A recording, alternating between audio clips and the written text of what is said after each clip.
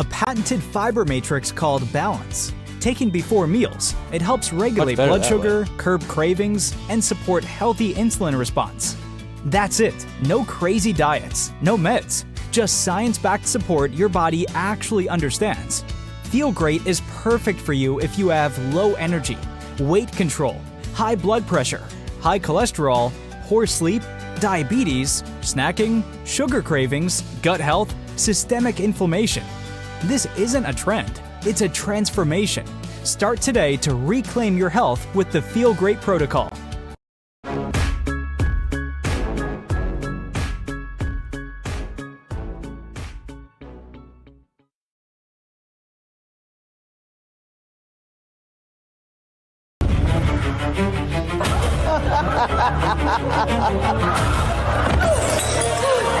Please, I'm begging you. There's homeless drug addicts in front of the schools. My children aren't safe. Look, if you were a transgender migrant, I could get you a free pussy. Let's move the drug addicts closer. Bass already solved crime. I endorse her. Next!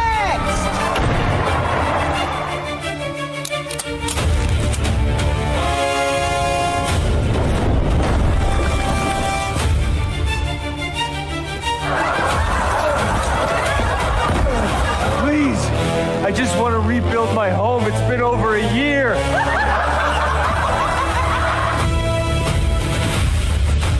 Mom, look!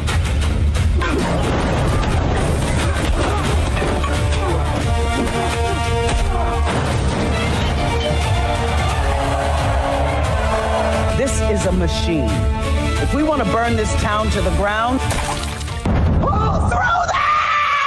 I feel so close. You can do it, Spencer!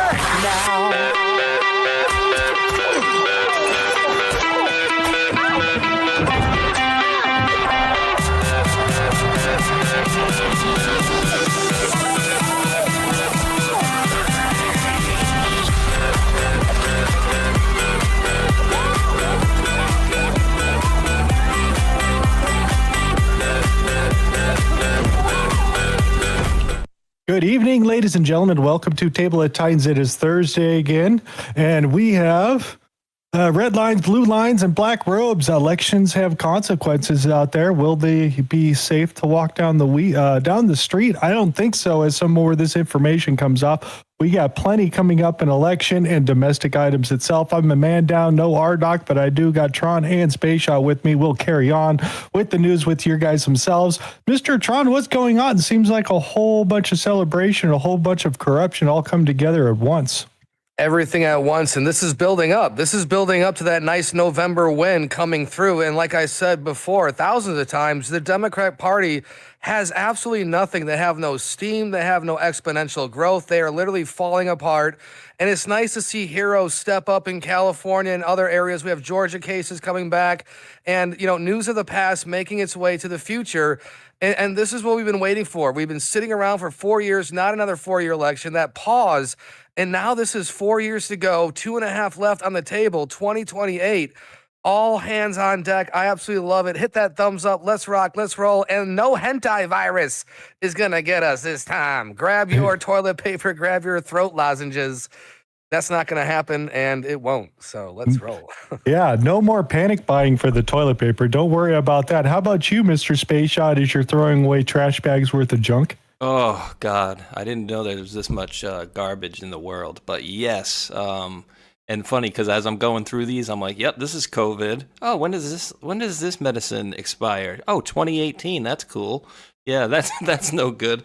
But getting a couple flashback of some memories of the COVID era back then. I'm like, oh, I remember, washing friggin' fruit and stuff, and it was a horror show. But, I think that this reemergence of whatever the hell they're trying to say this is, I think is highly coordinated with the release of, what was it, Morin's last week that was indicted, or the thing was unsealed there, Fauci's buddy.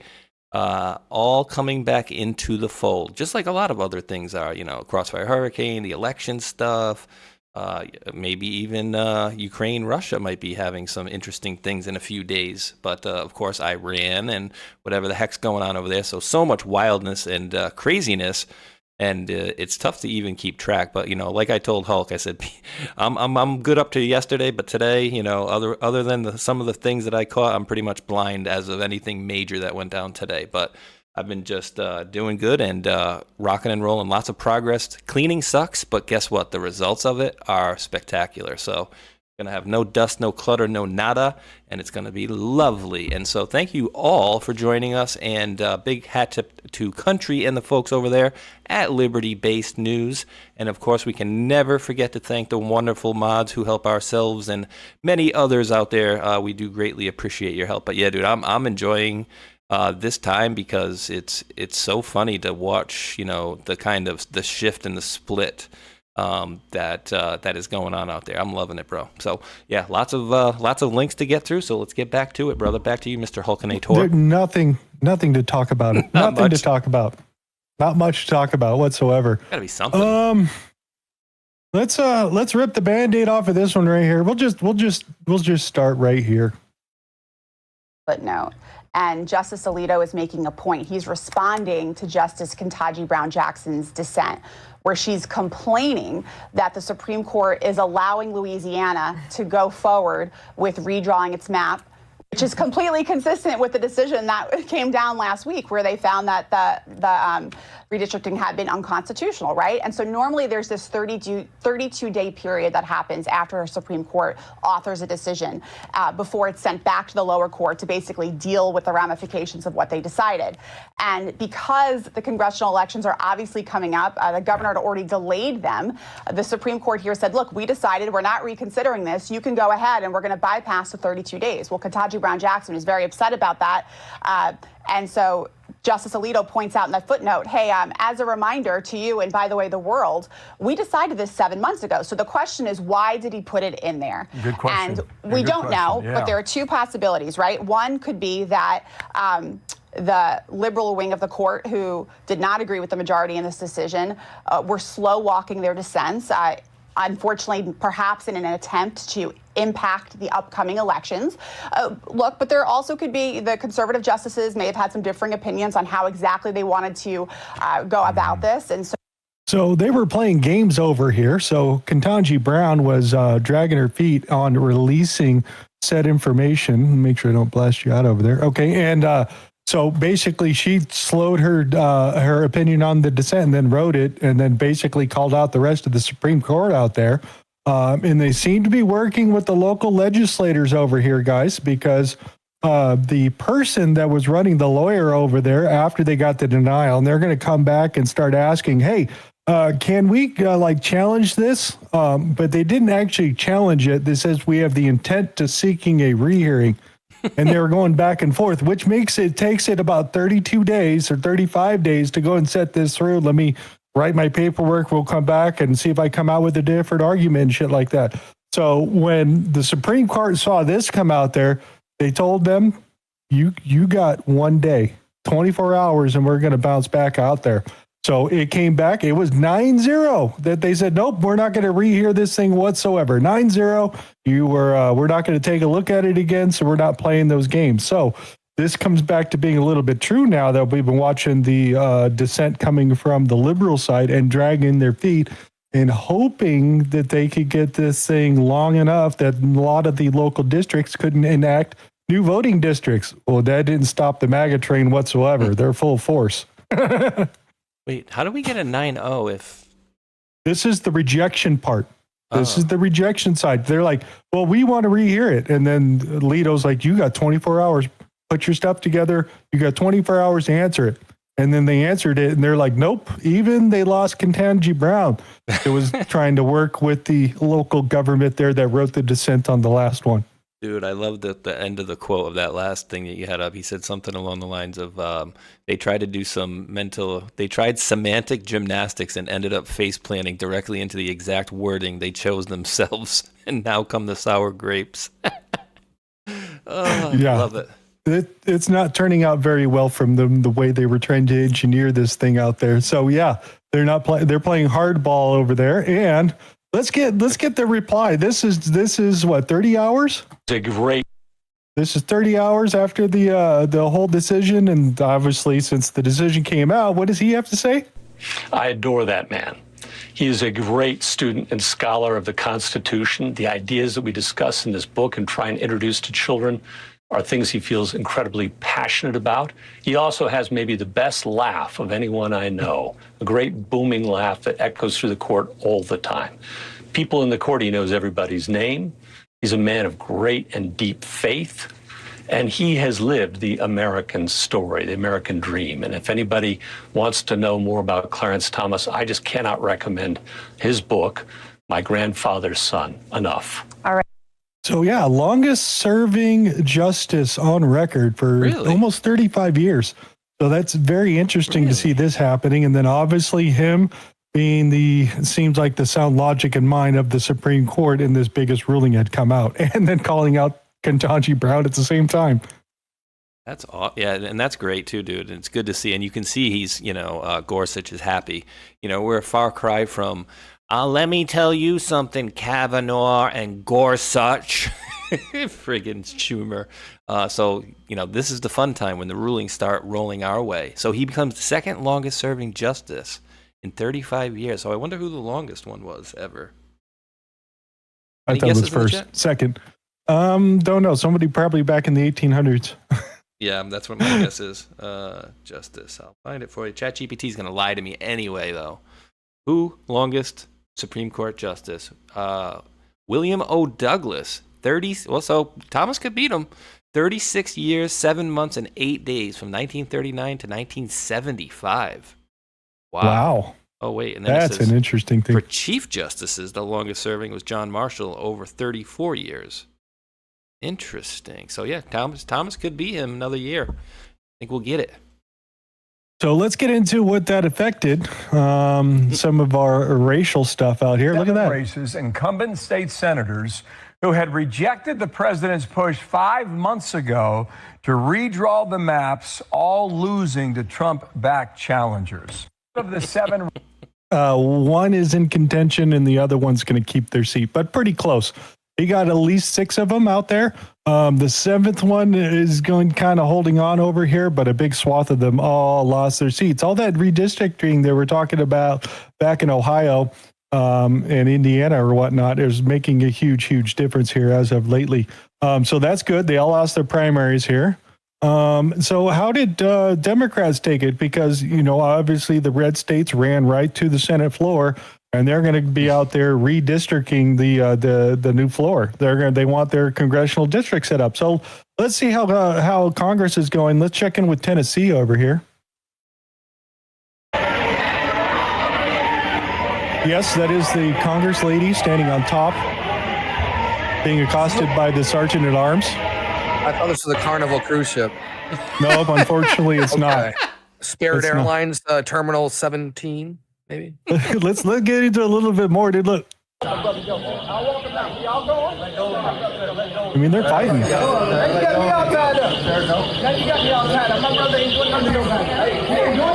Listen, my brother, he ain't doing nothing. Come on, man. Whoa. Just the people that are losing their seats are a little mad. What is wrong with you? Ted. You stupid mother. He seems nice. Justin Pearson went on a ghetto tirade. So that was actually a Democrat state rep. Yeah. What's wrong with These are the ones that lost their seats, guys. Now, in Tennessee. Now, what would happen if, say, I don't know, you flipped the script and that guy yelled at the black guy, boy, the way he just did to him? You'd think, the whole world would have a meltdown right now? Probably. Well, I mean, I'm just thinking here with this lady up here, they had their signs, they had other people protesting. This is kind of at the end of it. It almost looked like a January 6th insurrection. Yeah. Just saying. Trying to overthrow the duly elected government, and they're trying to change the voting districts. And you're out here harassing cops and whatnot, being loud. I mean, this ain't Target, lady. Can you play me to the buffet? And where's the pool on this cruise? What else do we go? Where's the pool? We need that holiday. Okay, so how's Alabama doing it? Well, you hear the alarms in the background? made the motion to pass the bill when we supposed to be. They're passing their legislation with freaking tornado warning signs going off inside the Senate. But they were able to go and get their voting passed and get their new congressional districts with no blue districts whatsoever in Alabama either. That's quite interesting. Tennessee dumped their one. Now they're losing all of them. That's lovely. So this right, this is what they're gonna close. 6-1 for their new map, right in the middle of freaking dangerous tornadoes and sirens blaring while they're doing this, dude. What kind of government is you doing? I mean, some of them are complaining, but these people are here voting for the new districts with tornado sirens. I mean, dude, that just this part of it is huge, right? Because they've been taking so advantage of it for so long, and this is great. Like, no, there's none in Alabama. Not anymore. Oh, this is great. Where else we're gonna get into? New congressional maps. That's Tennessee. That's finally came through. So I just wanted to show you what it looks like. They had a little district over here, stuck over here in the corner, and that's them all fighting in the very beginning of the show over there. So yeah, they are definitely not happy. So what did we get, guys? Well, this is what we got. So 5+ seats in Georgia, 4+ seats in Florida, 1 in Alabama, 1 in Louisiana, 1 in Mississippi, South Carolina, and Tennessee. So these are all your gerrymandering states that you're looking at. You can kind of see how South Carolina did theirs, but look at Louisiana. This is the one that started it all right here, guys. That's what they all went to the Supreme Court for, to fight for this. And then everybody else joined, because if it's going to be a party, everybody's going to get involved. Hell yeah, we're all going to do it. And 14 seats, it looks like, right? 5, 9, 10, 11, 12, 13, 14 seats coming to us. So that's great. I mean, what is there, like 500? I know there's 100 in the Senate, but I forget the number in Congress. Yeah, and if I remember right, Kemp's up for re-election out there. The deputy governor is running for the seat, and then there's some weird-ass leftist guy that's running against them, and it seems like that guy's going to win versus the guy under Governor Kemp. So we'll see if the deputy can actually hold it together and win. I think it'd be good for the state if he won, but not the crazy leftists. We'll see what happens out there. So, and they're still dealing with the whole Fulton County stuff. We got that to cover too. That's coming up here in the show shuffle. A lot of incumbents won. Go ahead. 435. So they tell you Congress in its whole is 435 in the House and 100 senators. So 535 total. So, but just the House is 435. I never could remember that number for whatever reason. So 26 endorsed candidates from Trump won their primaries yesterday. So there's some good ones. There's some bad ones. We'll get into some of those things as we start to roll through here. So guess what that means, guys? Space Shot, are you ready to read the list? I am. Who is not going to be returning? Who is not going to be returning to Congress? Everybody take one guess. Tron, who's not returning to Congress? Jasmine Crockett. Okay, you can't pick that one. Pick another one. Oh. I give up. Rashida Tlaib. You give up? That's not on the list, sir. I'm sorry. Nancy Pelosi. Surprise me. All right, Eric, read your list. I tried to cheat. I saw the picture. So far, the next Congress will not have Al Green. Who's going to sing for everybody then? Jasmine Crockett. Ooh, Eye Patch McCain, a.k.a. Dan Crenshaw. Eric Swallowswell. Mitch Turtleboy McConnell. Nancy, we got all the bets. Pelosi. Don, did you have your bacon? And Jerry, the Penguin Nadler? That is awesome. Shat his pants. That's a great list. I mean, this is winning. This is right there. It says draining the swamp, winning. This is exactly what we need to propel our movement into the next level. Clean up those heavily Democrat criminal areas and then take it for the win. Set that precedent. I mean, think about it. Just what we've seen in the southern states out there, at least 15, 20 seats. We'll see how the rest of them turn out there. Plus, the people are not returning because they've lost or they're not going to run again. This is absolutely great, draining the swamp, but she needs to go to jail. You know, he just needs a clean diaper, Jerry, Mr. Nadler right there. But thank God, Crockett is gone. Al Green is gone. Dan Crenshaw, Eric Stallwell. God damn, I'm so happy with some of those things. All right, let's keep going. What else do we got? Heck yeah. Who else is in here? Vivek Ramaswamy wins his 2026 Ohio GOP primary for the governorship out there. So he beat the other person. I can't remember who was running against them, but he got endorsed by Trump, and that's going to be interesting if he gets to be the governor of what did I just say? Ohio. Thank you. What do you guys Brain think of fart him? there. Is it Vivek Ramaswamy, or what's the deal? Or do you think Trump just threw him a bone because he's like, yeah, you know what, we'll let you be the governor there, but not too much more power for you? I think he's trying to run for president. Remember in the beginning, Oh, yeah. I think everybody told him to go like, hey, dude, go run for governor first and then try president. He's much better than the previous in Ohio, but again, he has those pharma ties. He has big money ties. You know, how corrupt is he? But again, you have to remember that this is MAGA time. So if you're not on board, you're going to get called out, and maybe this is a chance to come to the good side. Remember, none of us, I mean, you got to admit, none of us were too excited about J.D. Vance. When we heard that was the VP, I'm like, ooh. So again, step back and take a deep breath, and let's just see what happens. But not too good. I don't know. I just don't like him. I mean, it could be a lefty Democrat that could have taken the spot. You know, we could have, been another Meg Whitmer and do a kidnapping case or, one of those things. And you have to remember, Michigan has that Dearborn, again, highly Islamic population, and then Ohio's right in that area. Maybe they're going to start in there. I don't know. So again, you have to kind of remember where these people come from and where they're kind of going with the agenda. But I think he's Christian, but I don't know. I think he might even be No, he's Hindu. Oh, he's Hindu? So, okay, yeah, that's all right. Never mind. Yeah. Nah, get him out of there. That's the one with the dot on the forehead. Yeah. Lots of feathers. Exactly. What else do we got? Ken Paxton is leaning against John Cornyn down there in Texas. He's up by 3 points. And remember, they spent the most money ever on a Senate seat for the primary side for Mr. John Cornyn, something like almost $90 million. And they're going to have to spend the same amount. Ken Paxton was sub $10 million. So just to put the two together on how much money they spent on this guy to get him into a primary runoff against Ken Paxton, I don't know if he's going to hold on to it, but we'll see. That's good. I like this.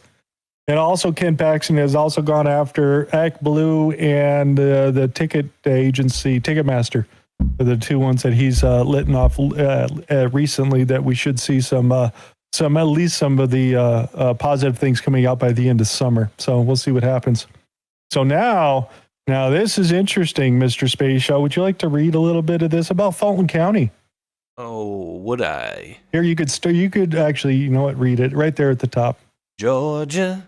Okay, I'm sorry. I don't want to get another copyright violation. Quote, the fact that the fight over possession of the seized election materials was waged by personnel out of the number 2 and number 3 DOJ officials tells you the level of importance attached to it. Yesterday, they won when the judge denied the motion. Now, Albus and his team can begin looking at the documents that Fulton County has kept under lock and key for 6 years. Oh, God, I'm loving this, dude. Here, now I'll take a crack at that one. All right. This didn't get much notice yesterday when Fulton County lost its motion for return of the 600 boxes of election documents from 2020, including all of the actual ballots that were cast and counted. And Hulk, just really quick side note. Yeah. Why are they, you don't fight something like this unless you're hiding something, right? Like it's in their purview to look through these and audit these, but the fact that they had them and they're like, no, you can't have those is very telling. You know what I mean? Like, so it's just so obvious. And sending the deputy director of the DOJ and his deputy assistant to go fight this case in court. The number 2 and 3 of the DOJ. Go ahead. So, again, tells us that it's very important. The current leadership at DOJ is Todd Blanche serving as acting attorney general, acting role. Remember, Trump likes those acting roles. Quote, while also being the confirmed deputy attorney general and Stanley Woodward as associate attorney general, the number 3 DOJ position. Thomas Albus was given nationwide authority by former AG Bondi to look into election fraud claims from the 2020 election. R. Trent McCotter, as, quote, principal assistant, is the, quote, first among equals of the multiple assistant deputies that report directly to the deputy AG Blanche. The position is the functional chief of staff. Michael Weisbuck is a specially appointed, quote, senior counsel to Woodward. Best description I can offer is that those positions are focused on one particular matter. This fight with Fulton County was over a search warrant, a criminal matter. That would typically involve someone like Albus and whatever staff of AUSAs he's had working on the project Bondi gave him. We know they now have a grand jury subpoena out seeking identifications of persons who were involved in the vote counting. That means they are lining up witnesses to testify. The fact that the fight over possession of the seized election materials was waged by personnel out of the number 2 and 3 DOJ officials tells you the level of importance attached to it. Yesterday they won when the judge denied the motion. Now Albus and his team can begin looking at the documents that Fulton County has kept under lock and key for 6 years. Oh, good to see this account is now backing pro-Trump again. Well, I take it for the info that's out there. But now, if you think about this, they're able to keep all the info. Now they're asking for more. They want all the computer records, everything that was stored digitally in the cloud. They get access to the actual ballots that were voted themselves. They want to talk to the people that ran the tabulators, and then the person who pulled the box of ballots, Ruby Friedman. Yeah, they want to talk to people like that. You know, about the whole thing about the busted water main. Yeah, that whole situation. These are the people they're going after right now. Love it. Anybody that was involved, your ass is coming in. And just, how crazy is that? When they had it there. And you remember the lady? I know you had the clip, I don't know how long ago when they actually went in there and raided it. But the lady was like, oh, they had a problem with the warrant and they just fixed it. But she's in there and she's writing down everything that they're taking, like making it look like they're out there doing something slimy. When, of course, we're trying to make sure that we get the facts of how they slimed up the election. And dude, even funnier is all these idiots like Jack Smith and Comey out there. They're like, "Oh, I can't believe all these people are going after their political rivals. Like, this is America. What is going on here?" And I'm like, people think we just forgot about the last 10 years. Sorry. Yeah, we'll get to that story here in a little bit, but yeah, think about that. They're going to be asking the right questions to the right people. And it's going to have consequences because this is a federal indictment as they're getting into. So this Ruby Friedman and the whole ballot thing is going to get very interesting here very quickly. So we'll see what happens here very shortly. So they're all over it since we get this thing rolling. Our favorite person over here, John Solomon, got a little loud the next day. When was this? This is yesterday. One other thing we want to get to, it's a story we broke this morning. People have been talking about it all day. There are new documents that the Director of National Intelligence, Tulsi Gabbard, has made available. They're unclassified. They show just how far the intelligence community went in 2020 to hide from the president, the Congress, and the American people certain foreign intrusions into our election. Now, we're not talking about things that may have changed the outcome of the election, but we are talking about sinister things like hacking into voter registration databases, running social media campaigns. The main actors in this one were chained up. For the most part, a little bit of concern about Venezuela. But what these documents showed this morning is that the CIA on multiple occasions tried to doctor President Trump's intelligence briefings to keep this information out. They did not want the information in the hands of the president or Congress. They wanted to keep it quiet. Now, we don't know why. Some of the documents do show some animosity in the intelligence community towards President Trump and his China policies. But we do know now that these things happen. In one instance, a CIA officer was asked to alter a document so that it wouldn't mention China. In another instance, a person was told he could not present information to the president. In a third instance, a CIA officer reported that Congress was falsely informed that there was no evidence of election concerns about Venezuela, when in fact there was an actionable piece of intelligence. Now, the sum total of this is that Tulsi Gabbard recently referred this to the Intelligence Committee. Inspector General is being investigated. We'll see where the chips land on that. But over at Just the News, you can look at the documents, read the whole story, get up to speed. You're beginning to see a pattern here. We'll see where it ends. So now, is this the shock and awe that they were talking about feeding into the government so that they could possibly get the SABE Act passed? I'm not entirely sure, but this is new information that Tulsi Gabbard's coming out with. I thought he would at least say right off the bat, this is what we've been waiting for, but I'm not sure if this is just more cursory information or whatnot. But this is new, came out on the 7th of today, this morning. So, thoughts?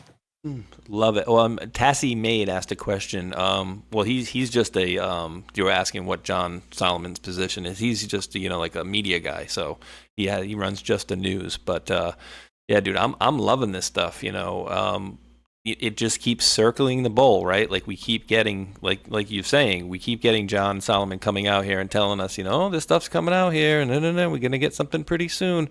But he is always a little bit ahead of the curve, and they do keep talking about, and I think Obama's going to be getting pulled into here.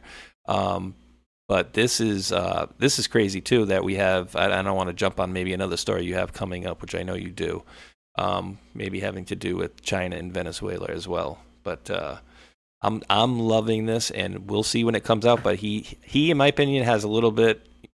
He has more information than we do. Yeah, but he's going to be releasing it when they're telling him to do so, is my opinion. I agree with that. I agree.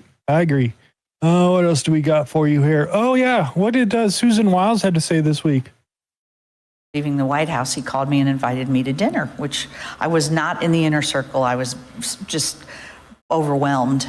I couldn't imagine why. I drove down to Mar-a-Lago, which I think he thought I live, 10 minutes from there, but it's really 4 hours. And we had a lovely dinner, and at the end of it, he wanted to know why he won Florida, but maybe struggled in some other states that I think we're going to find out he actually did win. But so she said it, I didn't. So this is just recently. So we'll see if this comes up here and gets a little more evidence out there. What D&I is saying. Think he got 400? Huh? You think Trump got 400? That I don't know what the number is. I don't know exactly what the number is going to be.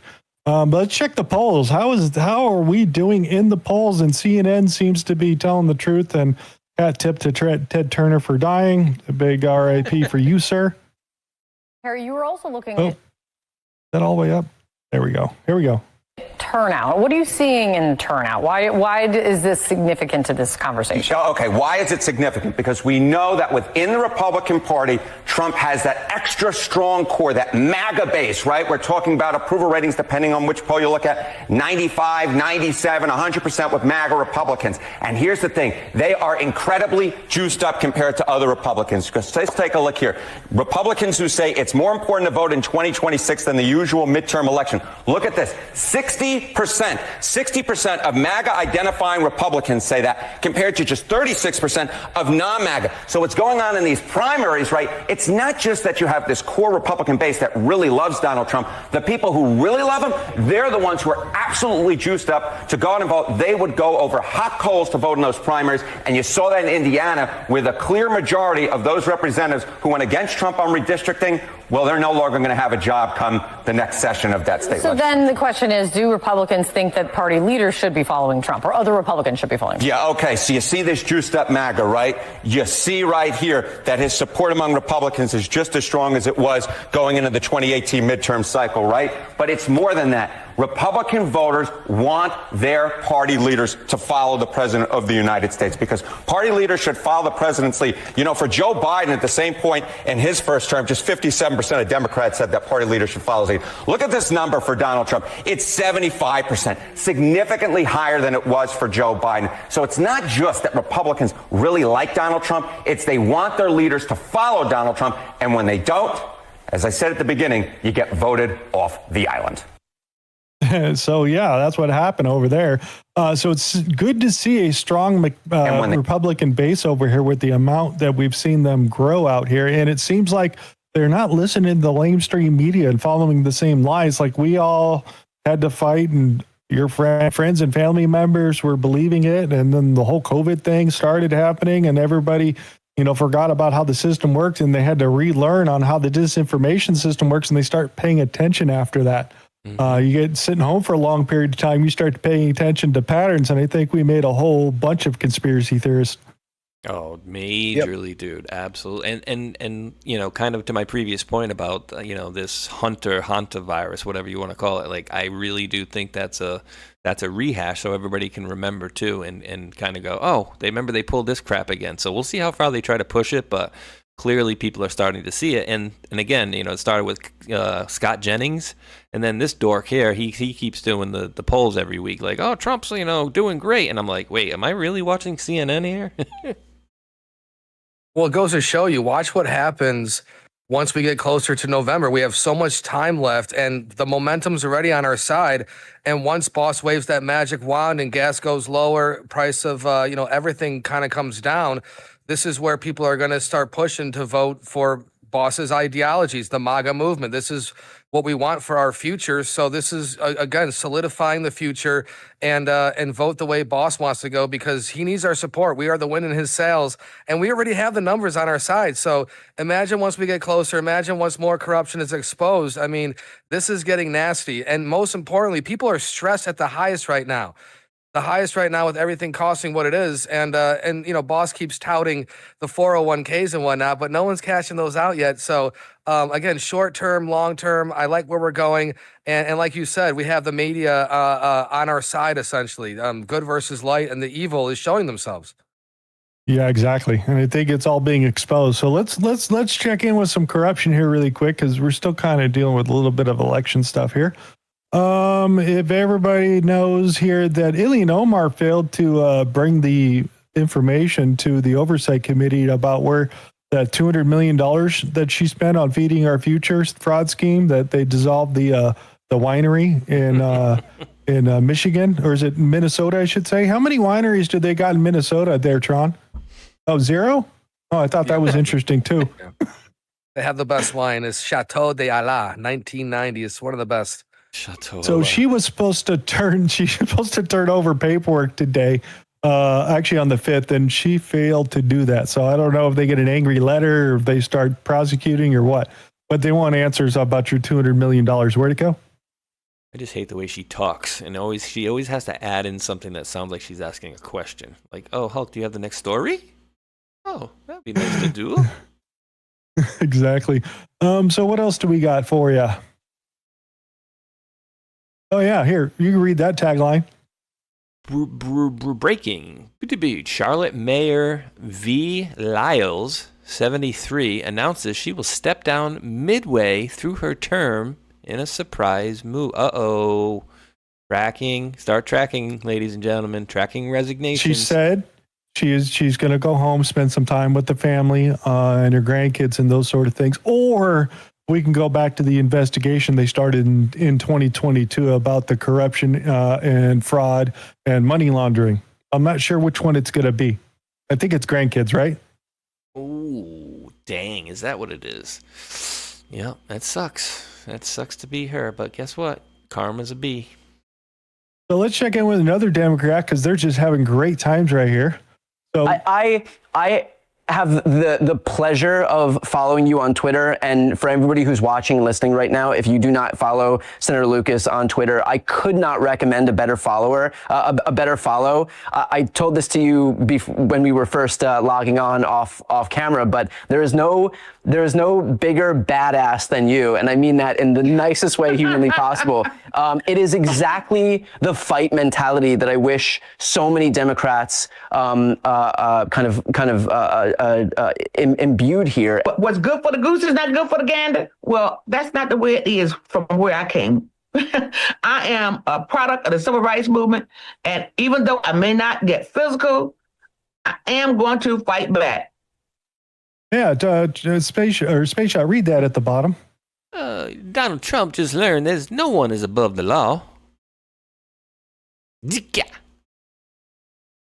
Go ahead and read that at the top there, sir. Wow. Multiple arrests have been made in the FBI raids connected to Democrat Virginia Senator Louise Lucas. FBI SWAT teams pulled up with weapons drawn, ordering everyone in the Senator Lucas-connected dispensary next to her office to come out with their hands up, put the joints out before making arrests. 10 locations are being raided after a judge signed off on federal search warrants. Senator Lucas is not in custody at this time. It's a bad day for this powerful state senator and close ally of former CIA agent and Senator Abigail Spanberger. Maybe a congresswoman, I forget what she is, but definitely ex-CIA. Here, you could read that last little part there, too. Same woman also owns and operates Lucas Lodge, a nursing home and Medicaid, funded for disabled in Portsmouth. She is the president and CEO of the entity. Recently, May 2026, the FBI and DEA searched our offices, including Lucas Lodge and a related Maui dispensary. Portsmouth. Dude, does every state have a Portsmouth? Every state that's on the water, I'm pretty sure. I know Rhode Island does. I bet you California does. Almost everyone. What else do we got? We already did that there. So here's how the audits work. You want to read that for everybody? Errol Weber says, recounts versus audits. I have 30 apples. I recount, and I still have 30 apples. I audit my apples and find 5 are plastic. 4 are glass. 3 are oranges painted red. I really have 18 apples. That's Fulton County there for you in a quick little nutshell out there. All right. So we're going to step in with a little bit of time talking about the debates over here in California because we got governor and the LA race that's coming up. And the clip I played in the before is the gentleman who's running for LA mayor, Spencer Pratt. So this happened. There was one reservoir that was out of commission.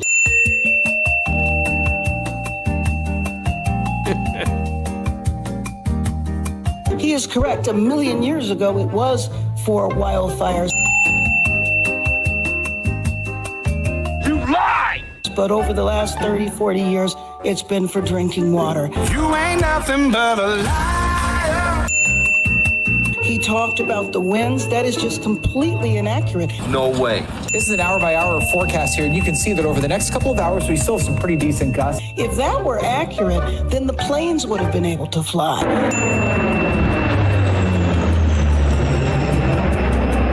And so the winds reach close to 100 miles an hour. Nope. And through parts of Pacific Palisades, we've got some gusts up into the 20 to 30 mile per hour range. And the planes were unable to fly. So she's an incredible liar. The devil is alive! Get some the truth. The devil is. So more stuff coming out for Spencer Pratt. Since those two reservoirs were empty, they had to fly, I think, an extra 20, 30 minutes flight time to go somewhere else to go pick up more water and then come back. So, yeah, it tripled their flight time. So, yeah. I mean, dude. Isn't that pretty crazy video? I mean, it's kind of, it's not really genuine to do that, Hulk. It's not really fair to Karen Bass because, how was she supposed to know what the winds were like and, what planes were really doing? She was in freaking Ghana. I mean, yeah, exactly. She said it was only going to be gone for 2 days, but then there's the her assistant says, well, that's not including Saturday and Sunday because you're going to be gone for the weekend. So since it's Wednesday and you're going to be gone Thursday and Friday, because you said it's only a 2-day work trip, but you're going to be gone all weekend and technically you're on-call mayor and we think this fire is going to be a huge thing. The fire department's freaking out. Are you sure you need to go? That was the conversation with the assistant that got leaked out. Sure do need to go. And speaking of Hulk, I'm going to need to be away from keyboard for just about a minute or two. Be right back. Not a problem. We got a couple more little pieces right here. Two things for the LA mayor place that there's one way to answer this question. This is a yes or no question and answer. So there's an LA council member. He wants voters to decide. He is saying that non-citizens, should they be allowed to vote in local elections? Is this a yes or no, Mr. Pratt? No. Mayor Bass? It depends. It's not a yes or no. Depends on what? Well, first of all, when you say non-citizens, it doesn't mean they're here illegal. It doesn't mean they're undocumented. They could have green cards. They could be here perfectly legal. And there's a lot of states and cities that do that on very, very local elections. We have to see what the councilman is proposing. Councilmember Bremen. Yeah, I would say, again, it does depend. In other places, school boards have non-citizens. Yes or no? Non-citizens who vote Mr. Pratt, I have a question for you. You told NBC News. This is a I bet Tron can answer a yes or no question pretty easily without word salad. And that's brilliant. That's brilliant that Pratt just comes out there and does that. And then he challenged to pull out the Google and real-time lies. These people are liars. They're professional. This is their stage. And this is what they've been trained to do. So it's nice to have, a quote unquote outsider come out with the support of our movement and kind of just go into California, go into these areas. New York's going to be next, Chicago, Minnesota, bananas and rice. But again, little pockets of resistance where we can show the world that these people are evil. And this is and who wants to vote for this at the end of the day? Like, enough is enough. The paychecks are getting slim. And people are waking up now. So this is great for California, and she needs to go, man. Exactly. I got a couple more pieces here. This one is for the high-speed rail. So this is Governor. This is if anybody was paying attention to is this the right one? Clip before I say it right here. Oh, no. There's a different one here for itself. But let's get into just ask a quick question about high-speed rail. Cheaper than it's been projected. Okay, Sheriff Bianco. No, I would rather arrest the people that stole our money. All right. That was like on that. brand for Mr. you Hilton. doing things that are illegal. No, stop spending taxpayers' money on pointless things and improve our roads, which are the worst in the country because of Democrat policies. Mr. Stein. Yes, we need Secretary public Becerra. transportation. The slow speed delivery of high speed rail, no, but a high speed delivery of high speed rail, yes. What does that mean? That means we get rid of all the bureaucracy that has caused all this litigation. We try to make it yes I don't think anyone here our money's it's worth. either yes The or bill's no. On your desk. Do you say yes or do you veto it? Is that to me? Yes. I said, I don't want to do it the way it's been done because we've overspent, but yes, we're going to build high speed rail. Yes or no. We're going to build high. You can't get a straight answer out of any one of these guys themselves. And Villa Ragosa, dude, is an old school LA gang member, dude. He's fully sleeved with tattoos all up and down his back, like right out of the 80s, dude. All from everything from the cuff up and below the neckline. Full tattoos. Wow. It's crazy what's there. Here's another one there. If anybody remembers the court case I talked about where they were charging the assistant to, what's his name? Not Villa Ragosa. Wait, was this it? Oh, no, this is a different clip. Now, this is an interesting thing because everybody remembers Sheriff Bianco over here who's running for governor itself. Did you know he's a proud member of the Oath Keepers? I didn't know that either. If an undocumented worker killed somebody, he should go to jail. He should be prosecuted. It's too late, don't you think? How about the 3 DUIs before that? Finish? No. Or do you want to be the bully that you always are? No, you're an oath keeper. We all know that. And I'm very proud of it. No, well, you should. I'm very Yeah, those same Oath Keepers from Arizona with the two guys that went to the Capitol and did that whole thing. And who was the other one that was down there? The famous guy from January 6th? Is that Ed we got to go into the Capitol. I think he was an Oath Keeper too down there in Arizona. So just interesting things about Bianco. He's a proud member of the Oath Keepers. So I'm not saying that's a bad thing, but just association with itself. Now, this is interesting. So this is Becerra, who's the dude that got caught with the laundering of the assistant with money, and the Biden administration wanted to charge him and the assistant and Gavin Newsom, and then they concocted a story and pinned it on the assistant, who ended up being Gavin Newsom's assistant for an entire year before they announced to the world that she had already been raided and charged by the FBI. Yeah, good times. My view is that it's a bit rich for Javier to talk about following the law when he is mired personally in a corruption scandal where his former chief of staff, Sean McCluskey, when Javier was appointed by Joe Biden to be health secretary, he wanted his chief of staff to go with him. The salary wasn't enough. So what did they do? They took money from Javier's campaign account to top up his salary by funneling it to Dana Williamson, Gavin Newsom's former chief of staff, so that it was paid to this guy's wife. All of that is illegal. It is against state law. It's against federal law. My running mate for Attorney General, Michael Gates, has this evening written to Javier Becerra to make it clear that when he is Attorney General, Javier will be investigated and, if necessary, prosecuted for these crimes. My view. So, yeah, California's in a little bit of a panic because they're bringing back up old news that they hopefully got buried and was going to go away. But nope, it's not. That's awesome. Dude, does she always just have that bitchy face? Like, she just has a face She's that a you dude. just want to smack. And that's what my next statement was about to be. That's one hell of a jawline, isn't it? With some eyebrows. Yeah. It's got a wiener. What else do we got got here? A weenus.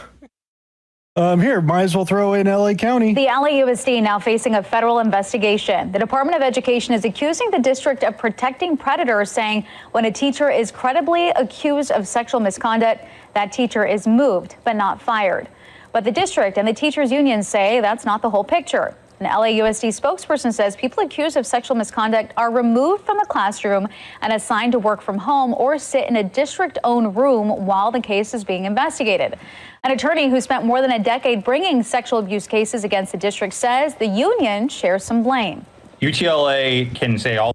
So they do the same thing the church does, is just stick them in another district and hopefully everybody forgets about it. And then evidently they end up doing the same thing again, over and over again. So the Department of Education, which is under, what's her name? The wrestlers. Linda McMahon. Yep. She's the one that's pressing this. She ain't goofing around. She said this like 4 months ago that we were coming for you. I mean, it's disgusting. This is good. Yeah, especially, teachers should be teaching, right? They should not be teaching anything extracurricular. All that extra stuff there with, the pedo stuff, and then add in, what's your name, Matthew? You'd probably be better like a Melanie or something like that, with the cross-dressing and this, that, and the other. It's gotten out of control, and they need to definitely rein these people in. Yeah, it's getting a little nuts. Let's pin this one. What we got for you guys? Oh yeah, might as well throw this in there. Remember the crime stats at DC Mayor Bowser was trying to defend and Trump was talking about? Several top police commanders in Washington, D.C. could be out of a job for allegedly cooking the books when it comes to crime data. Mark Meredith has been looking into all of this, and he joins us now. Hi, Mark. John, I sure have. Good to see you. D.C. leaders insist the city is a safer place now than it was during the pandemic, but there are reports multiple metropolitan police leaders may soon lose their jobs amid an investigation into alleged manipulation of crime data. Now, D.C. police are not confirming this report. They say they don't comment on personal matters, but this is seen as a sweeping shakeup among the capital's police force. As the Washington Post writes, multiple high-ranking police officials have been served papers, basically saying the department intends to fire them, according to people familiar with the situation. D.C. crime still a national issue. The president's decision to deploy National Guard troops to assist law enforcement throughout the district. Those troops, they are still on duty, and they may be here for quite some time. But in D.C., teen violence remains a huge problem. Today, D.C. City's Council is looking to take a vote whether to make a juvenile curfew permanent. All right, that's good enough. But the big thing is the investigation of the crime numbers have been announced, and that people are going to lose their jobs due to fudging the numbers to make it look better for the crime data. Because it was the Democrat cities, LA, DC, and New York, and I think it was Minnesota or something. They failed to turn in their information to the FBI so they can report their crime statistics. They had to wait an extra year before it came out. Again, interesting. Yeah, I think so. Oh, it's huge. And then you have, Cash come in and then say, we have, absolutely crushed crime and violent crime. And I kind of believe him when he says it, though. And again, it's just about doing the right thing and not having these weak judges, having a turnstile in there so the judges just let them out the back door whenever people get charged with stuff. So we can't have that stuff anymore. I mean, I cannot believe it got that out of control. And it's still happening to an extent in certain areas. Yep, it sure is. What else do we got for you? Oh, speaking of criminal people out there, Jack Smith recently gave what can be only described as a political stump speech lobbying for more unfounded accusations against the president and the DOJ. Maybe he's the next former prosecutor run for office? No. I just wanted to throw out, he's back out there. We're not going to listen to what he says. There's a waste of air out there. We're erode the rule of law in our country. Oh, see? To attack. You know what? You're going to get that. Bink. We're going to go to the next story. So Mark Hamill joined forces with the Dark Sith Lord over here, Mr. Barack Obama over here. And since Trump had just been almost shot or assassinated, there's only F with the little AI photo down here of him being in the crypt of being dead and shot there. Tron, tell us your opinion about the situation. Yeah, maybe him and Comey can share a cell together. I mean, this comes after May the 4th be with you. And again, like all it takes is one Star Wars demented TDS nerd to take this the wrong way, and then we have another situation. So again, we have to use Comey as the example. Start going after these people, and Elon can start, or actually no, that's Blue Sky. See, that's where they have to go to. And the best part is they drop it on Blue Sky, and then retard screen cap it and bring it over here for news. So keep it where it's at. Don't draw any attention to it. But again, 3-letter agencies, where are you at? We can't have this happen. Darth Vader's mom says Luke is not my grandson. Right. Luke said childhood heroes turn into like these woke enemies. It's just crazy, huh? They grow up to be retards. Go ahead, Mr. Space Shot.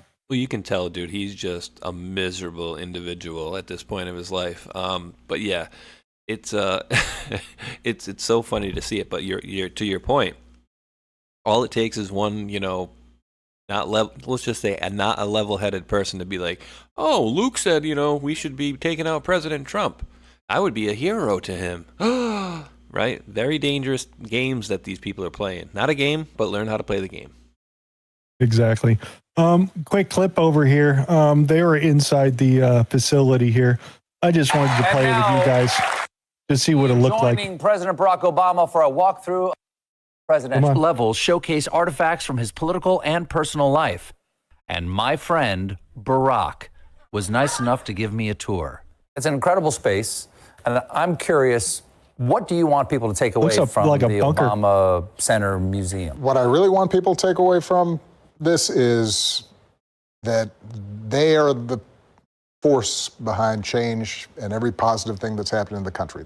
They are what lifted. That's all I can do. I can't do anymore. Sorry. That's all you're going to get. But tickets are available right now. And our good friend over here, Tony Segura, the internet guy, cell phone daters, came out with an interesting comment. Says, why are NGOs buying blocks of tickets for the Obama Presidential Center Museum? Kind of like book deals? Yep.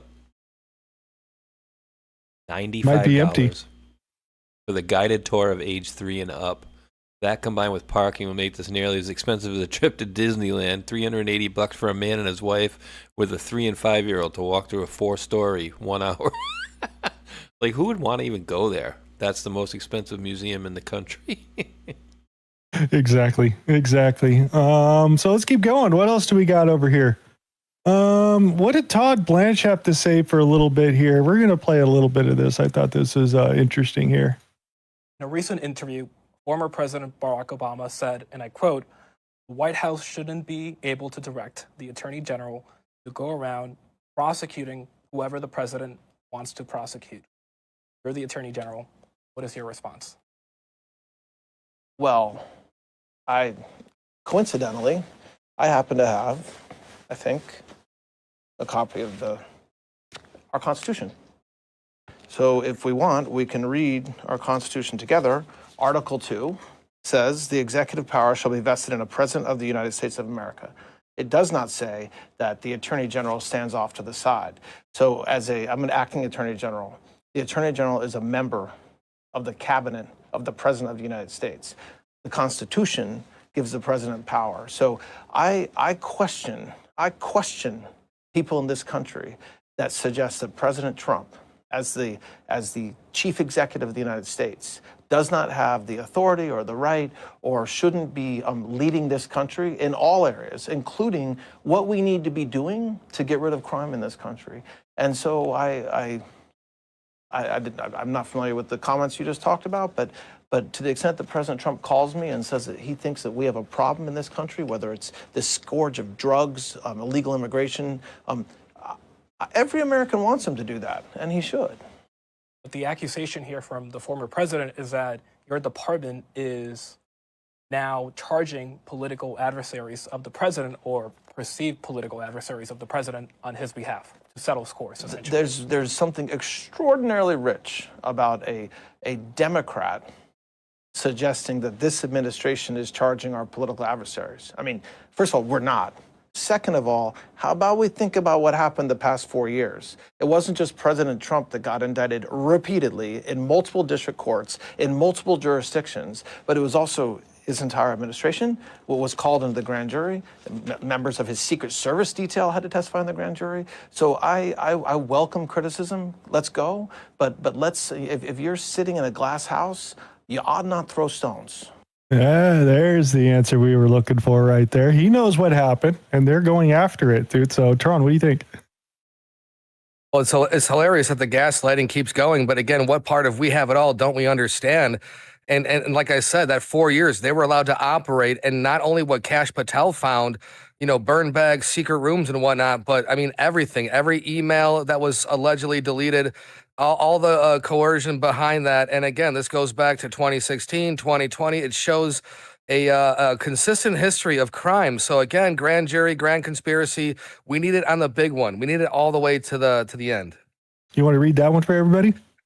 Yeah, guys. Paul Sperry, after several months long delaying in filing, dirty cops James Comey, Andrew McCabe, Lisa Page, Peter Strzok, Kevin Kleinsmith, Joe Pienka, and Stephen Soma, and Brian Auten have finally responded to SCOTUS regarding the Carter Page's FISA abuse petition and argue it should be denied in part because Page, quote, has already been generously compensated with a $1.25 million settlement from DOJ. Page calls the settlement a mere pittance of comparison to all my associated losses, which stem from the whole debacle. That goes way back.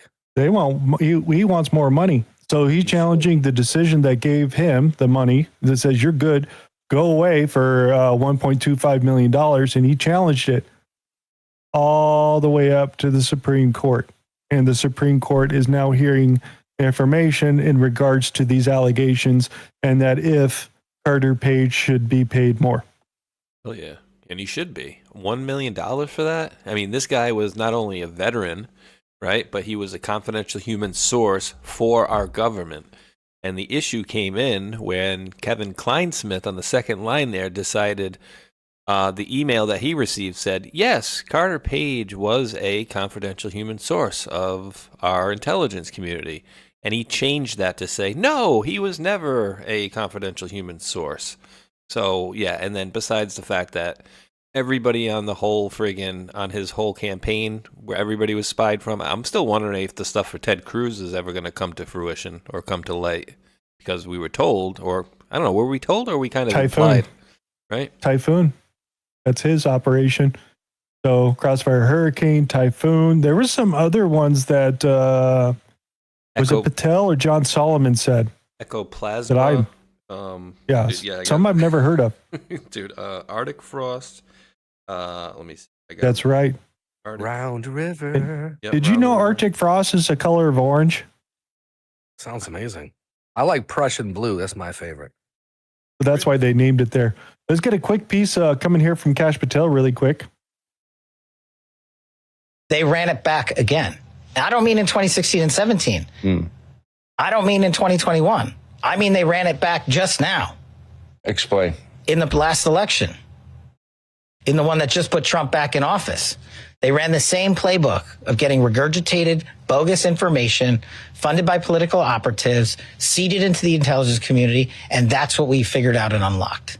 And that is what I spend most of my time when it comes to the de-weaponization of government, focused on collecting those bad actors, getting grand juries, getting prosecutors, and building teams around the country, not just in one location, to look at that because these people haven't stopped. The same actors were involved yet again. And so that, when you say grand conspiracy, I think the American public thinks one thing. When I hear it, I'm talking about the breadth of the entirety of it. And we are putting it all in one place. And that's the crux of what we're doing right now. They ran it back. So, yeah, that's coming out from Kash Patel talking about recent stuff from the last election. They were still playing deep state games. So let's see if they put that together in Florida.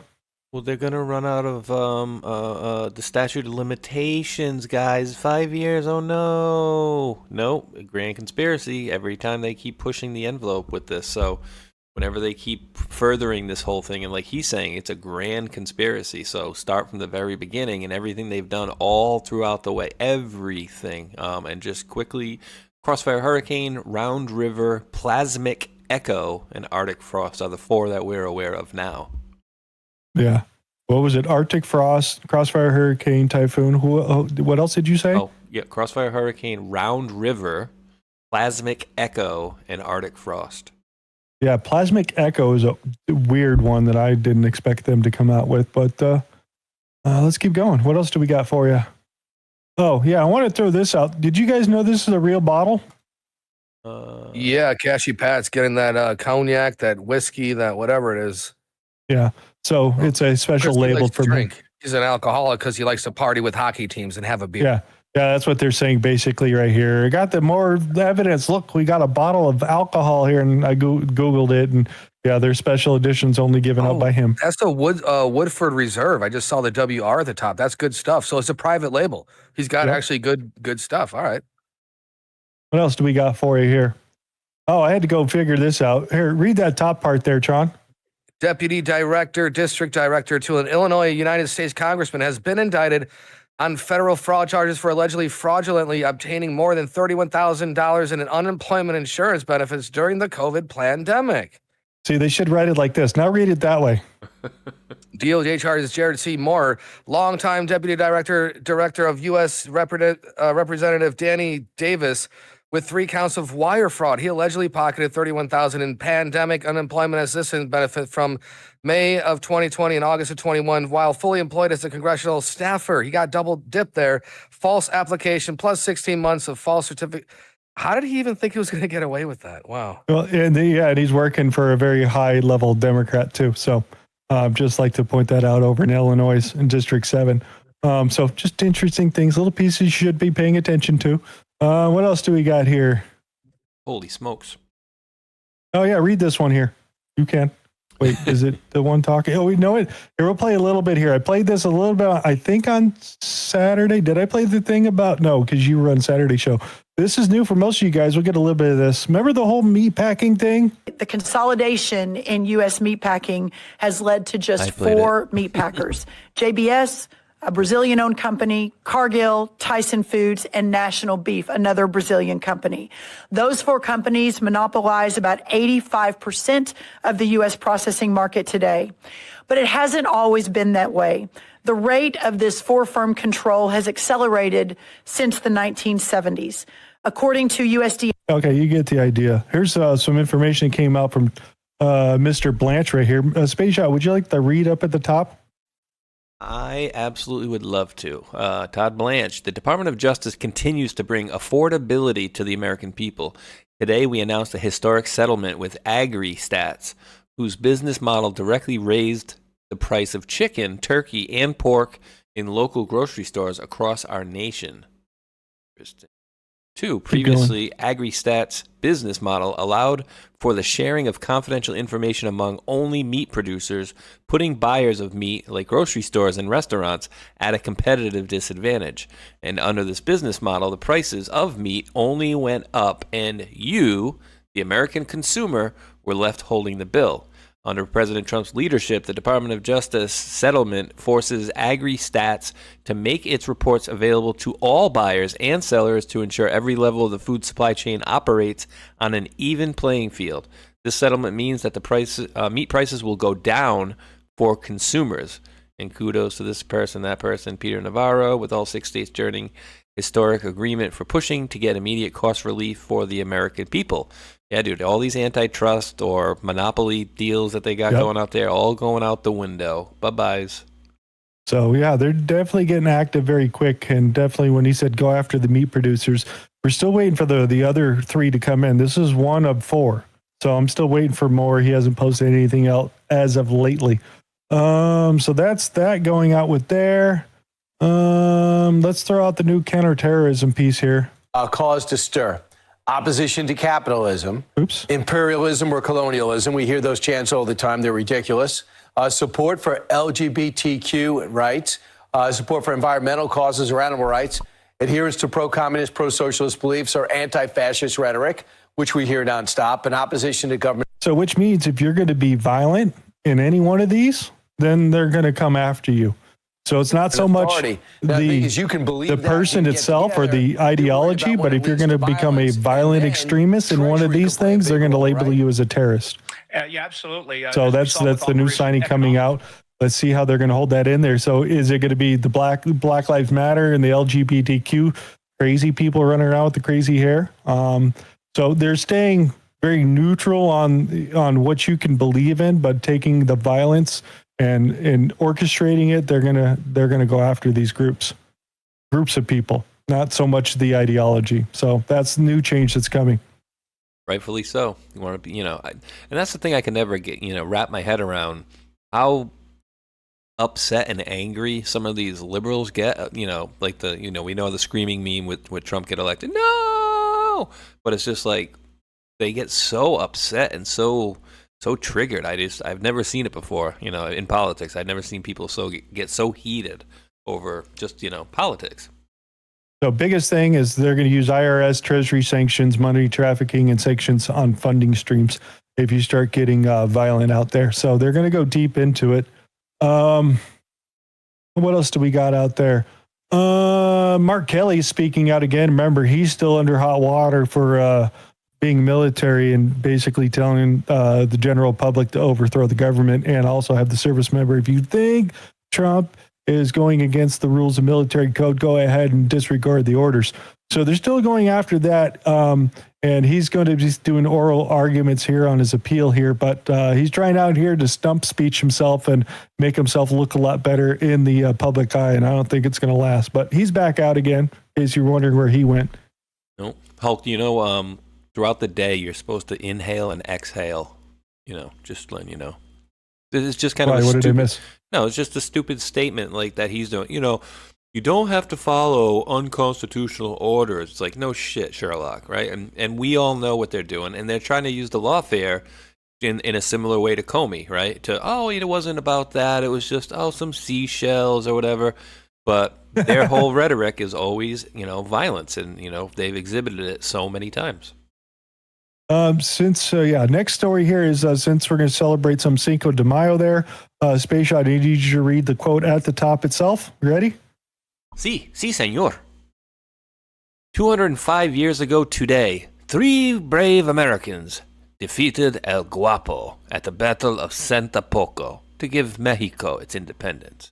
Happy Cinco de Mayo to all who celebrate. Little Nettie goes to war. Oh, what a great movie, dude. So we had to make funny of that. A little bit of funny on that. You shot the invisible swordsman? How was I supposed to know he was right there? We all shot up. Yeah, that's good. Here's another one for you. You can read this for everybody. Run, on, baby. It's time to say goodnight. Excuse me, are you the singing Bush? Wait. No, we're going to wait for this one. They're thinking about getting really close to get rid of alligator Alcatraz. So they're basically saying it's done, and they're going to fold it up and turn it back into the natural resource, except for the concrete runway will still remain over there. So the export of illegals out of the government's taking a little bit of a different turn. So just wanted to bring that up there. Here's the interesting thing. We'll get to the thing I'm going to have you read here in a second. But FBI showed back up again in MacArthur Park, dude. In a massive raid in Los Angeles targeting... Oops, come on, turn the volume up. What is described as just an open-air drug market. Matt Finn, very familiar with this area of Los Angeles. He has the details. Hi, Matt. Hi, Dana. MacArthur Park is supposed to be a family park, but it's known for brazen drug use, and 2 gangs fight for control of it, MS-13 and their rival 18th Street Gang. I went to the historic park yesterday, just hours before the federal raid. I saw people getting high, and all around were people apparently doing what's called the fentanyl fold, when people's bodies fold in half while on fentanyl. I also saw a young man hit the ground, go unconscious. He was revived by LA homeless workers who told him he overdosed, and they left him with boxes of Narcan. Now, shortly after that, 300 federal and local agents stormed the area. They cleared the park. 300. They cut locks on storefronts where drug dealers allegedly stashed product, 6 businesses in total. The DEA tells me they did a 2-month undercover investigation and determined the Sinaloa cartel brings fentanyl and meth into Los Angeles, and it's sold and distributed from the park. 25 people are federally charged, including a female ringleader and her boyfriend associated with the 18th Street Gang. Now, in one stash... Look at that. There's Nazi stuff on there. House alone, 40 pounds of fentanyl was recovered. Street value $8 to $10 million, the equivalent of 190,000 potentially fatal doses. So yeah, 300 agents showed up, kicked some ass, and they went after what'd they say, 9 locations, and they arrested this lady. What is her name over here? Narco queen, accused of trying to flush fentanyl down the toilets as DEA busted down her door in a raid at the stash house in Los Angeles, California. So yeah, she's trying to flush the shit down the toilet. Operation Free MacArthur Park was the DEA raided on 3 houses simultaneously. One house in Calabasas had 40 pounds of fentanyl. Dude. So they got 25 dealers, dude, a whole bunch of people. Dude, this is a big operation, dude. In California, 40 pounds. Like, dude, you could the as much as you could put on the head of a pin could kill somebody. 40 pounds of that stuff. Like, I don't care how much money you're making. Like, Hulk, you can make a couple million. Can you put this in your house for a little bit? Yeah, how about that's a hard pass. And Hulk, where did you get this wallet? Don't lie to me, you pinche. A girl was being raped in MacArthur Park. In MacArthur Park. That's right. That's training day. Exactly. That's an interesting thought process too. Everybody should see that one. What else do we got? We even got Dr. Oz out there making the speech too, hanging out with the DEA. How he got involved in there, I'm not entirely sure. But yeah, he's talking about fentanyl and all the rest of the parts. So everybody's there. We also got a badge change. What do you think? Should that make that official? It makes sense. And the best part was someone told Boss to like do that. I think on True Social or just made a joke and then he ran with it. And there it is. Nice. National Immigration and Customs Enforcement. Do it nice. Is it official yet? Well, official. It's a meme, so I guess, right? It's on the internet. It's got to be true. That would be awesome if it was true.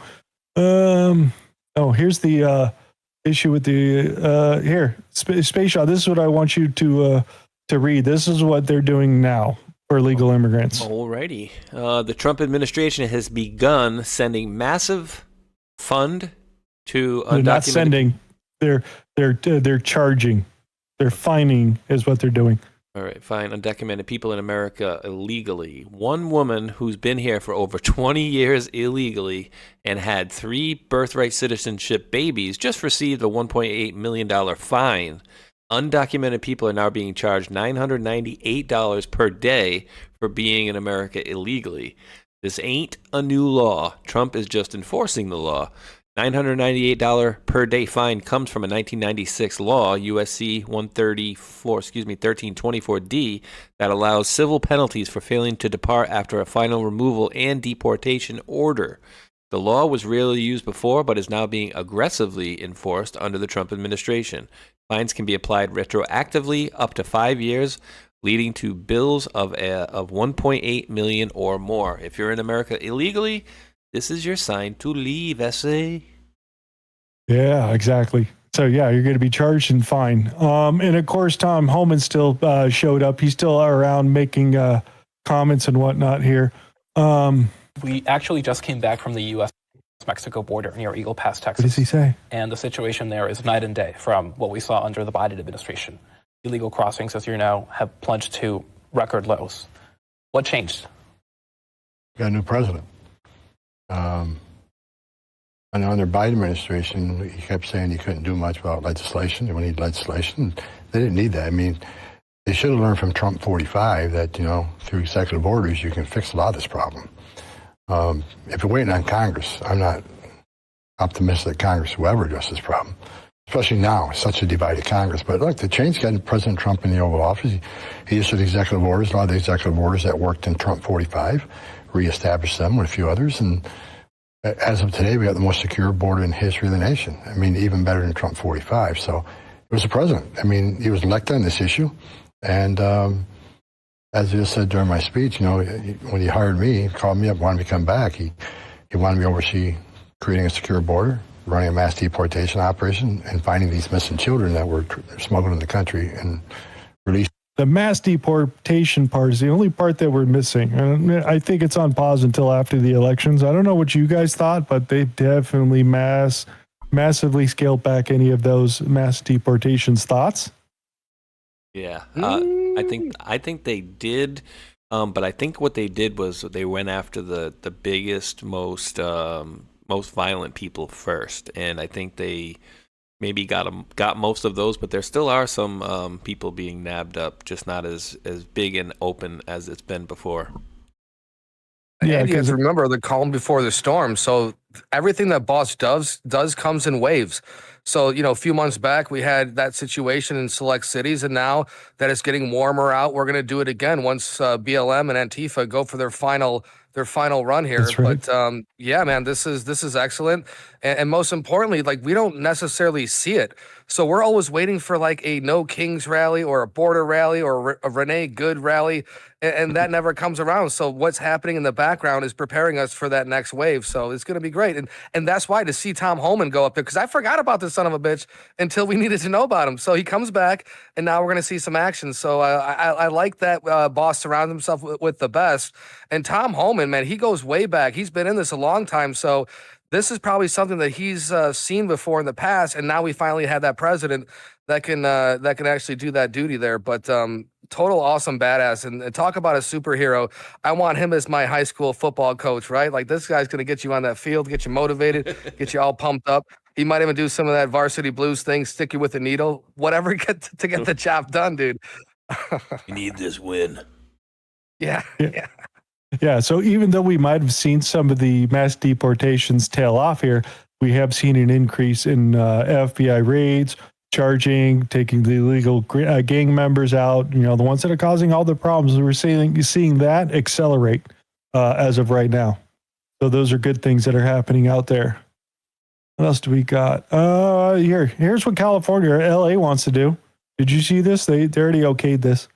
Los Angeles County passed a motion unanimously restricting LAPD pretextual traffic stops for minor violations, including, oh my word.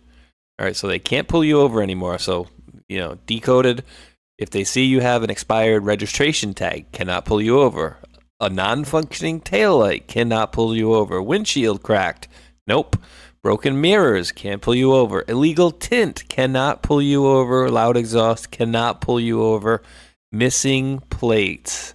Third world city. I mean, dude, at this point, like, why don't we just go back to the whole idea of, like, we don't really need licenses, because we really don't at the end of the day. But, like, dude, that's just, I want to, if it wasn't so expensive to live, I would move there. Crap. That's how they get, most of the revenue here. Dude, I told you guys, right? I don't think I mentioned it on the show yet, but when I was looking to get a new car, I rented a car a couple weeks ago, and I had to go through my hometown. And again, not complaining that the fine is so cheap, because it was only a $25 moving violation. But again, this is the city that I grew up in, and whenever you go in there, dude, they're so hard up for like tickets that it's known, like, don't go to Warwick because they'll give you a ticket. And somehow I got one of those tickets in the thing through Enterprise. It's like, yeah, $25 ticket. And I'm like, tickets are that cheap nowadays? $25 speeding ticket? That's crazy. So yeah, these people, that's what they do in a lot of these cities. They make the revenue up, and they just charge people, and that's what they look for. But it's just bananas that they won't be able to, watch the arrests. The numbers are going to go down majorly. I can guarantee you. Glenn Jones checks in and says GTA 6. Pretty much.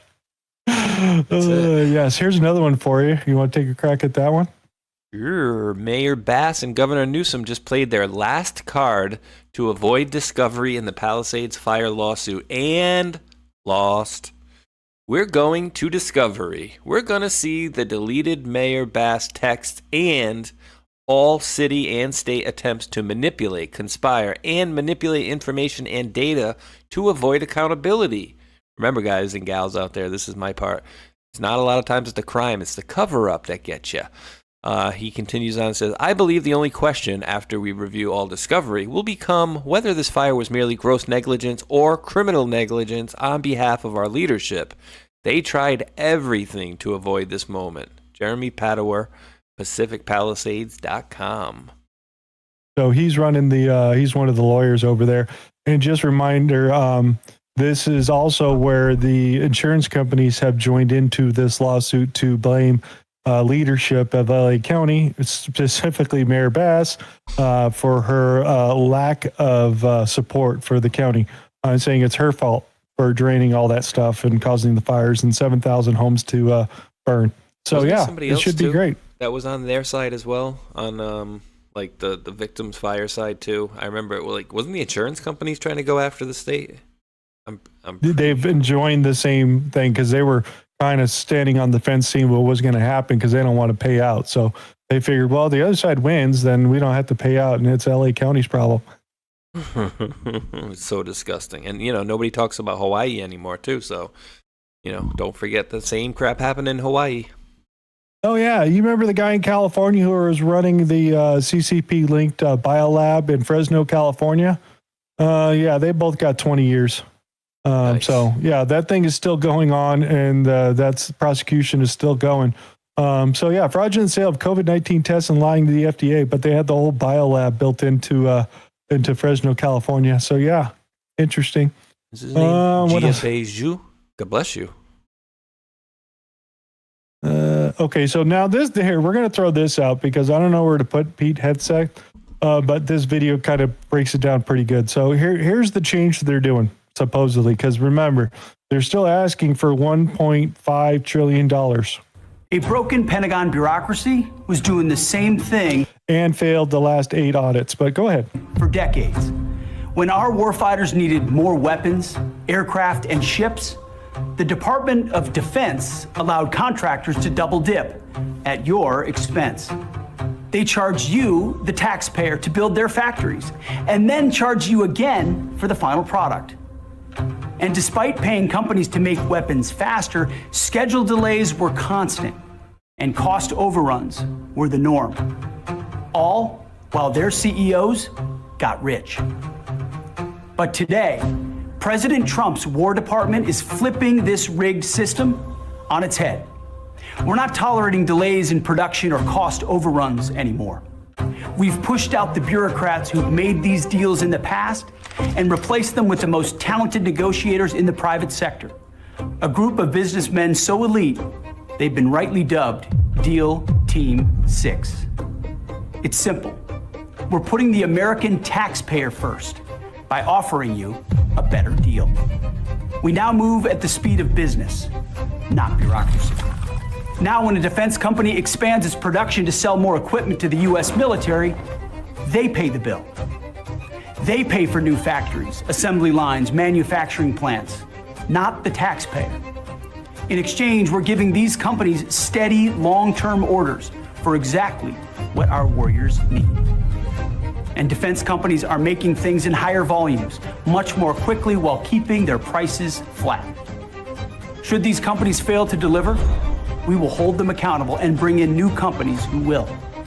Speed, volume, and fiscal responsibility. It's common sense, and it's what the American taxpayer demands.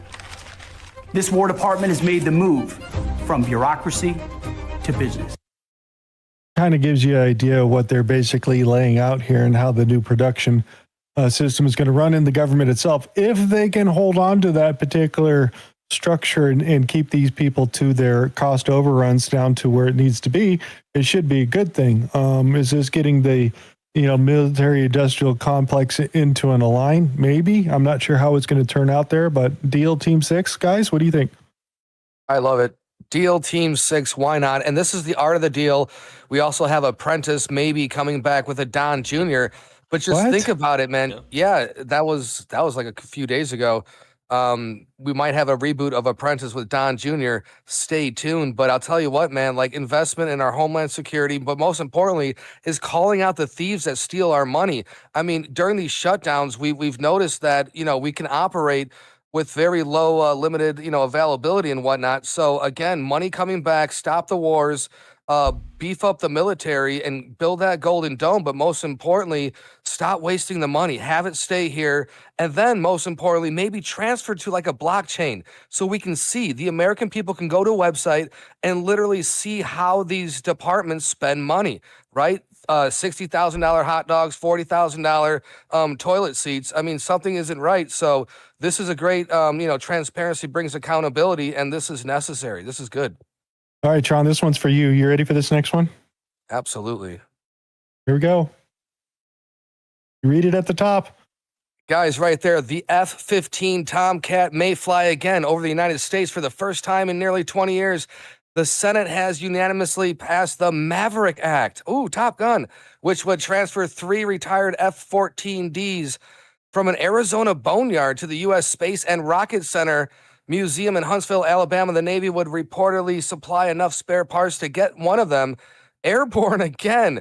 The bill was introduced by former Navy SEAL Senator Tim Sheehy and is being championed by NASA Administrator Jared Isaacman. It now heads to the House for final passage, possibly in time for America's 250. The last Navy F-15 was retired in September of 2006, man. Look at this, old and new. Wouldn't that be cool, dude? Bring back an F-14 just for the America 250? That'd be cool. We have so much going on this 250. It's like, why not? Let's just do it. Yeah, it's got some crazy stuff. Here's another one for you, Mr. Tron. Read that at the top. Guys, check it. Trump's new Boeing 747 Air Force One Qatari gift, targeting July 4th delivery. Security upgrades and testing are complete. It's now painted red, blue, and gold. Possible epic White House flyover on Independence Day. And yeah, dude, like I said, everything's happening on the 4th. We have F1 cars, we have flagpoles, we have arches, we have Boss's airplane, and the UFC fight's going to be fantastic. Yeah, exactly. So big planes coming back out. Looks like they're almost done with it. So might get some Top Gun. Maybe have Tom Cruise fly the F-14. Ooh, Hulk, before you go on, Tron, did you want to let Hulk know your idea there? What you were thinking about there? That might be. Yeah, I was thinking we should definitely stream the UFC fight at some point. I know it's on Paramount, but we might have to just go to Foxhole to do that. But that would be kind of cool to have some commentary and do the whole deal there. I mean, Space Shot, that's your that's your arena. If you know, I would love to sit there and watch it. That'd be, that's historic. That's the man in the arena. So we could. Yeah. Go ahead. Go ahead. Well, I'll just get your thoughts. Go ahead. I was just going to say really quick because I can dual stream it basically, and I can get past their copyright black screen crap, no problem. All right, so yeah, if I was saying we could do that as well, but I know what a lot of people do because is they'll have like the audio on, but they won't show the stream just to not get any problem. And I understand Rumble and Pill won't give us any problems, so we could do either. But yeah, I mean that would be great. I'm definitely not going there. I would love to if I get a free ticket, I would go, but otherwise no. That's a drive. That's like a 4-hour drive by you, bro. Come on. Me? Come on, dude. Where do you think I live? I can't get to New York. It's a long drive for me, guys. I don't know what you're talking about. Let's see.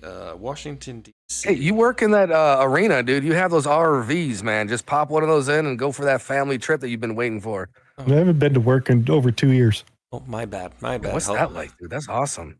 It's weird. 6 hours. It's weird. It says 6 hours in a car anyway. Yeah. 6 hours, 37 minutes. Yeah, about 40 hours. It's not. That's two Table of Titan episodes, bro. Come on. I live in Rhode Island, dude. You know, my son's school's 0.9 miles away. The grocery store is 0.9 miles the other direction. That is far as hell for you then. And it's like 45 minutes to get out of the state. Yeah, we drive like 4 hours to go to like Vegas and Park, Arizona, and go have fun. And you're worried about just going to DC. That's like just normal for us here in California. Just go. Just do it.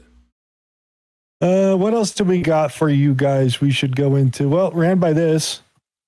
Marco Rubio brought a crystal NFL football to Mr. Pope right here.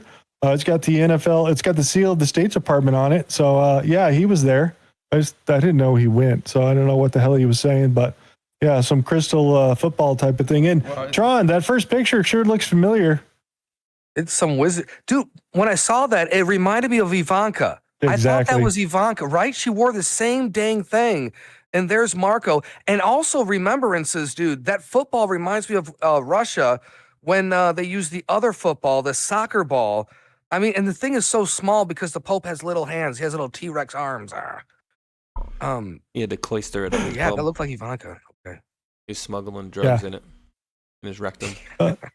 Yeah, so the quick funny story. Evidently, he tried to change his contact information from, I can't remember what bank in the United States it was, but he tried online. He ended up having to call customer service and talking to him, trying to get him changed their name, and they weren't believing who he was. And he's all, "Would you believe that I'm the Pope?" And they hung up on him. It's an article that came out that he had talked about. Dude, that thing's from Indiana Jones. It's the Crystal Skull. It's that Scientology Indiana Jones edition. That was creepy at the end. Spoiler alert. It got weird. Yeah, with the alien heads. Yeah. And Anna Paulina Luna has a surprise for us tomorrow morning at 8 a.m. Grab your Captain Crunch. It's going to be aliens and UFOs. I got some stuff about aliens too. Hershey was just on Rogan. It was hot. It was good. I'll show you some of that here in a second. U.S. imposes sweeping sanctions on Cuba's military-run business empire. They're called GSESA, mining sector, and a whole bunch of that. They're freezing assets because we're going to go after Cuba here. So they pressed those guys over there. If you didn't know this, Nick Shirley made a quick little stop over there, and he thought he was going to be kidnapped over there, but he had this to say. What was the strangest answer you got? Like, what was a part where you're like, you cannot believe what somebody opened up and things they shared with you? One person said they haven't had eggs in a year.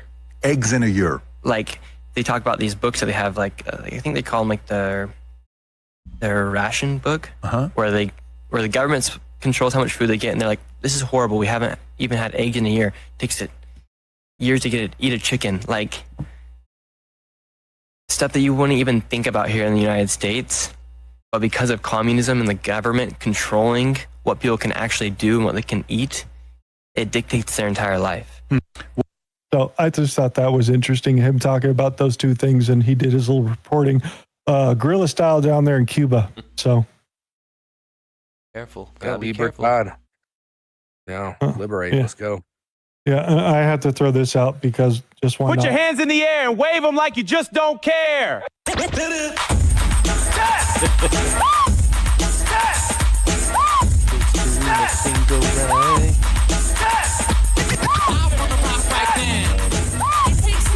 All right, you can get the idea. But yeah, he was DJ at a wedding over the weekend, so the memes went crazy. So he that really? was going around there. Yeah. Like, for Dude, real, what does he this guy was, not do? I know. He's a great babysitter, too, from what I hear. Yeah, I tried to get your attention. I wanted you to play that video that Saturday night when I found it or whatever. I tried to throw in your DM to have you play it of him doing DJ stuff, and you're doing DJ stuff on your music show. Oh, yeah. We got the President Trump does the health challenge and is going to make this a thing for the United States, and kids going to schools and do the what do you call it, the health challenge, and pick what the top, I think it's 10. I think he's end up picking up from local. Remember when you had to climb the rope in gym class that was like 50 feet tall, and then you burned your legs on the way down? They don't do that anymore, dude. What a hazard. You could have broke everything. You could have died. We had to do all kinds of stuff. And then that fake parachute. Fake parachute. You remember you would take that parachute, and then I would always pass gas when we were in there, and like they would hate it, dude. It was fun. Oh, the grade school stuff. Yeah, exactly. But dude, I remember being in elementary school and doing. I could have sworn they called it like the presidential fitness challenge or something like that back then. But I remember they were having us do like 50-meter dash, the shuttle run, all sorts of stupid stuff. But again, that was 1982, 3, 4. Yeah, similar to Kennedy's fitness challenge coming from Scout 445. Thank you. So I just thought that was interesting. Another really interesting thing to talk a little bit about AI. Hold on one second. Anthropic has teamed up with SpaceX to gain full access to the Colossus 1 data center in Memphis. This provides more than 220,000 NVIDIA GPUs and over 300 megawatts of computing power in the next month. The extra resources will allow much higher usage limits for Claude Code and the Claude API. Anthropic also wants to work with SpaceX on orbital AI data centers in the future. Plus, you get a lawsuit going on. So this was Elon Musk's little baby right here for Colossus, the big one that they built. It's in Memphis, and they were running XAI and those sort of things. And I started hearing that they could only get the XAI system to run about 25% efficient and use what's actually inside of Colossus to its full potential, and a lot of it remained idle, which I thought was interesting. I mean, I just figured you just spin up more instances or whatever it is, just put more. But evidently that's not the case here. and Anthropic, who's got the top model here at this point itself, because it seems like OpenAI is about to go bust, and they have the good AI systems that the government's now using in the Department of DOD and all those guys. So they made a deal with SpaceX, or not SpaceX, I should say XAI or whoever runs. It's all the same company here at this point.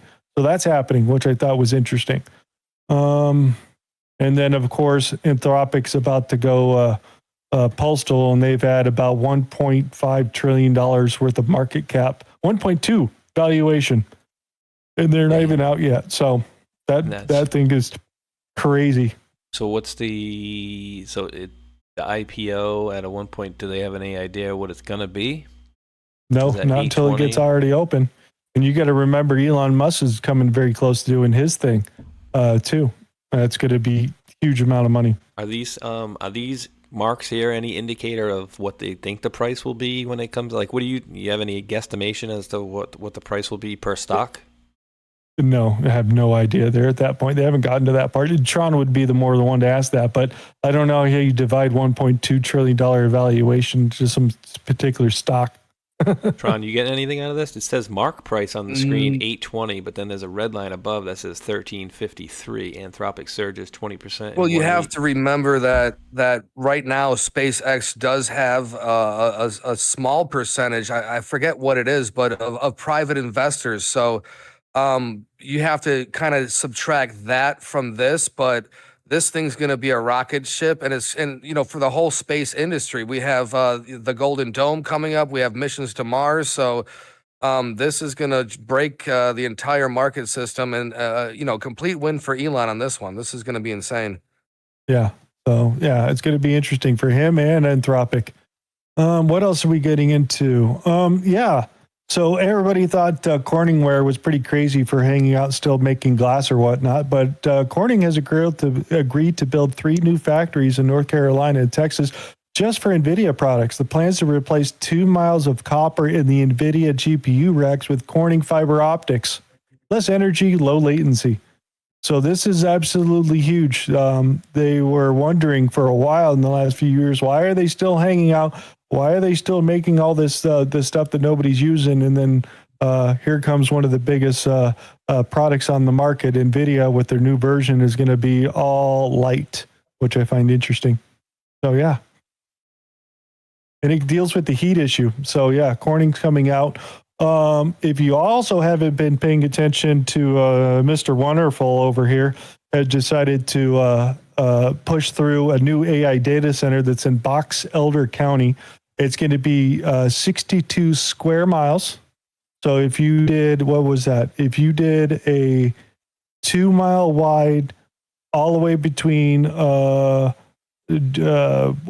to Washington state, that would be the size of this particular data center and how big it's going to be that they're building. So it's been pushed through. Mr. Wonderful has got the approval from the local council, even though the people are protesting. I'm surprised they haven't burned down the city yet. A lot of people protesting. They don't want this data center in their local area. And it just got basically chucked right in there. This is not the location where it's going to be. It's just the comparison to the size of Salt Lake City. That's so crazy. Yeah, Good thing about it. Like, oh, people are worried about, computers taking over. So why don't we do our best to make sure there's plenty of power and all these friggin' data centers out here. And again, I've already had it with the AI and all this data center crap. It's they got to find the water. You need more water. You need more power. Well, speak and then about that. Prices. Look at this. Look at this video. Well, it has begun. They are officially scanning for water for. So they fly this helicopter around with an electronic dowsing rod so they could find the aquifer that's in the local area so they can use the groundwater to pull the water out, cool the stuff, and throw it back in there. Never mind the fact that it's pretty much filled with a bunch of heavy metals and it's pumped right back into the ground. And at least nobody's invented reverse osmosis or anything like that. But that's my opinion on the way they should handle that particular situation. Why don't they? A lot of people complaining about water, lack of water, and loud noises from the data centers. Can they not reuse the water? I understand that what it's used for is to cool, right? Because the temperatures get so hot and they cool it. So, but there's no way to just, flush that out, cool the water, and push it back in? Like once it's used, That's it's expensive. done? No, Yeah. we got the Trump administration to waive all the environmental deals so we can get this thing done. Drill, baby, drill. So just letting you know. So let's check in with the regular robots on how they're fixing stuff. Oh, God. Getting good. Yeah, that is a robot. It is currently building a wiring harness. It's better than an illegal after a couple Coronas. I mean, it's at least turning the electrical tape correctly. It's not fast, but can it make a peanut butter and jelly sandwich? Oh, God. Can it cuddle up next to me? They're coming, fembots. Watch out. You want to be the inner spoon or the outer spoon? Just look at that, dude. So yeah, I'm not saying it's fast. Just very. I like the gloves. I like the vigilante, murderous gloves, the criminal gloves. Like they're gonna go steal something. And it's got fingernails. Yeah, no shit. And odds are, Hope, they probably could, spin that thing up. Could probably do it a lot faster. It's probably just for the demo, is my guess, but who knows? Hey, we guys are talking about cruise ships. Did you see this, Mr. Space Shot? Sure. Reason 472 why I'm not going on any cruises. Disney cruise ship staffers were among 28 people arrested in a major child pornography operation. Families on vacation were unknowingly surrounded by alleged child predators working aboard the ships. According to law enforcement, U.S. Customs and Border Protection boarded 5 cruise ships, including the Disney Magic docked in San Diego as part of a large-scale operation targeting child sexual exploitation material, CSEM. After interviewing 26 suspected crew members, authorities confirmed that all of them were involved in the receipt, possession, transportation, distribution, or viewing of child pornography. Passengers on the Disney Magic reportedly witnessed immigration officials handcuffing crew members, including at least one server who had been interacting with families just hours earlier. CBP canceled the suspects' visas and began removal proceedings from the United States. How? Oh, God, dude. And think about it. You're dealing with families and kids, and, the whole experience is families and kids, right? Not a lot of adults. I'm not going to say nobody, but odds are most people that are going on a Disney cruise, you're bringing kids with you, right? I'm sure some adults maybe will go when they don't have kids later on. Check them with the side eye. But anyway, but that's what it's all about, the family experience. And 26 of these people were all involved with this stuff. Good job doing the background checks there, Disney. Yeah, across different ships. That's the big thing. Coordination itself, and so as long as we're talking about coordination here, anybody need a Epstein suicide note? Did you guys see this come out? I did not. It didn't get much, push. I mean, this is kind of important, but we're getting this now. It's hilarious. Space Shot, you want to read a couple of the taglines in there? Yeah, reported, which his cellmate says he found in between the pages of a graphic novel. It's not been authenticated. Quote, they investigated me for a month, found nothing. Then it references 15-year-old charges. Quote, it is a treat to be able to choose one's time to say goodbye. Quote, what you want me to do? Bust out crying? Quote, no fun. It concludes with those words underlined. Not worth it. No fun, not worth it. Yeah, they have to. It'd be okay, bud. No, it'd be interesting to take this note, the text, and compare it to emails to see if it makes a match. I'm sure the AI can do it, but this is unbelievable at this point. Seriously, this is what we get now. A note. What's the graphic novel that it was in? This doesn't. It's perfectly scanned. Look how nice that is of a scan. I don't know, dude. There's no wrinkles. There's no come on. It's a piece of paper, right? Yeah. So that's coming from New York Times, by the way.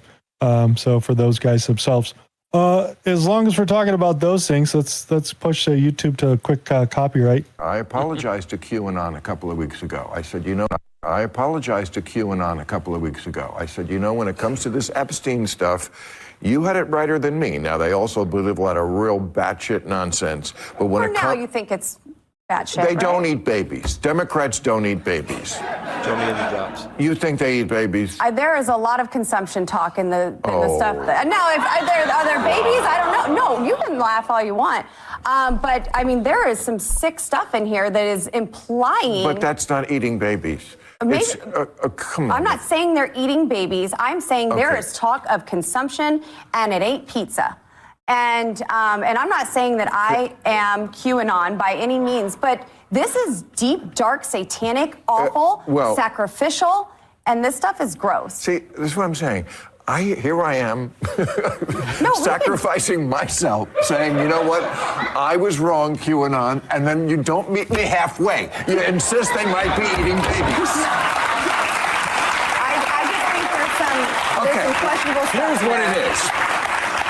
QAnon said there's this vast elites around the world conspiracy to, traffic kids and pedophiles, and they were more right than I thought they were. Okay, so that's what I'm giving you. And it wasn't just Prince Andrew in the parlor with the dildo, okay? Yeah, so just to put that back out there, I mean, it's still dancing around. It's a touchy subject, and, he's not totally defaulting on what they had come up with. It's not conjecture or conspiracy theory. It ended up being true. Dude, this is awesome. And this is them dipping their toe into the mainstream, right?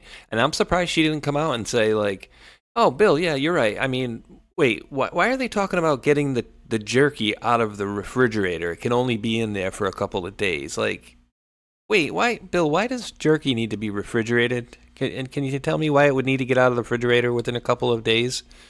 I'm surprised that didn't come out, but I think it will, slowly but surely. And then he also said, if he caught that, he's like, oh, they were more on point than I let on, or that I knew. Oh, then you knew, or then you let on? Yeah, that is an interesting comment there. What else do we got for you here at the end? Mr. Kid Love Productions, by the way. Oh, yeah. Remember Howard Lugnut over here doing closed-door testimony in Congress about his connections to living next door to Epstein. Right next door. Hell yeah. Was he like in the middle of Tucker and him? Yeah, I'm not sure where he's going to fall, but that's going down there. What else do we got?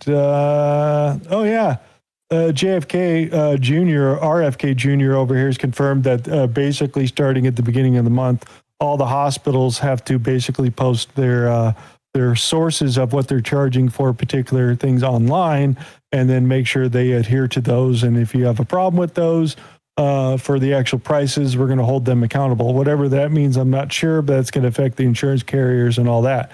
That started here very shortly. So I thought that was interesting, including all the stuff that we heard about Dr. Fauci and his cohort that got indicted a week and a half ago. So that stuff is still dancing around because there's two uncharged co-conspirators. And I ran by this thing. His son. Yeah, here we go. Oh, this pardons, is good. the auto pen pardons. Do you think that's something that will hold water? President Trump made that announcement that they're now null and void. So then if Fauci can be arrested, do you think he'll be arrested? I think they're going to drag him in front of Congress and he's going to perjure himself, in which case hopefully he'll be arrested. You could ask him one question on the stand. What would it be? Well, I think he is such an egomaniac. He'll lie to save his own ego, to try to, go down as the guy that people were selling the candles of and stuff like that. I would like to see the emails that, obviously we got a trove of leaked emails from him. Part of those emails said, if you have anything really crazy to send, send it to my personal email. I would like to see what's on those emails. If I had to ask him one question, I would say,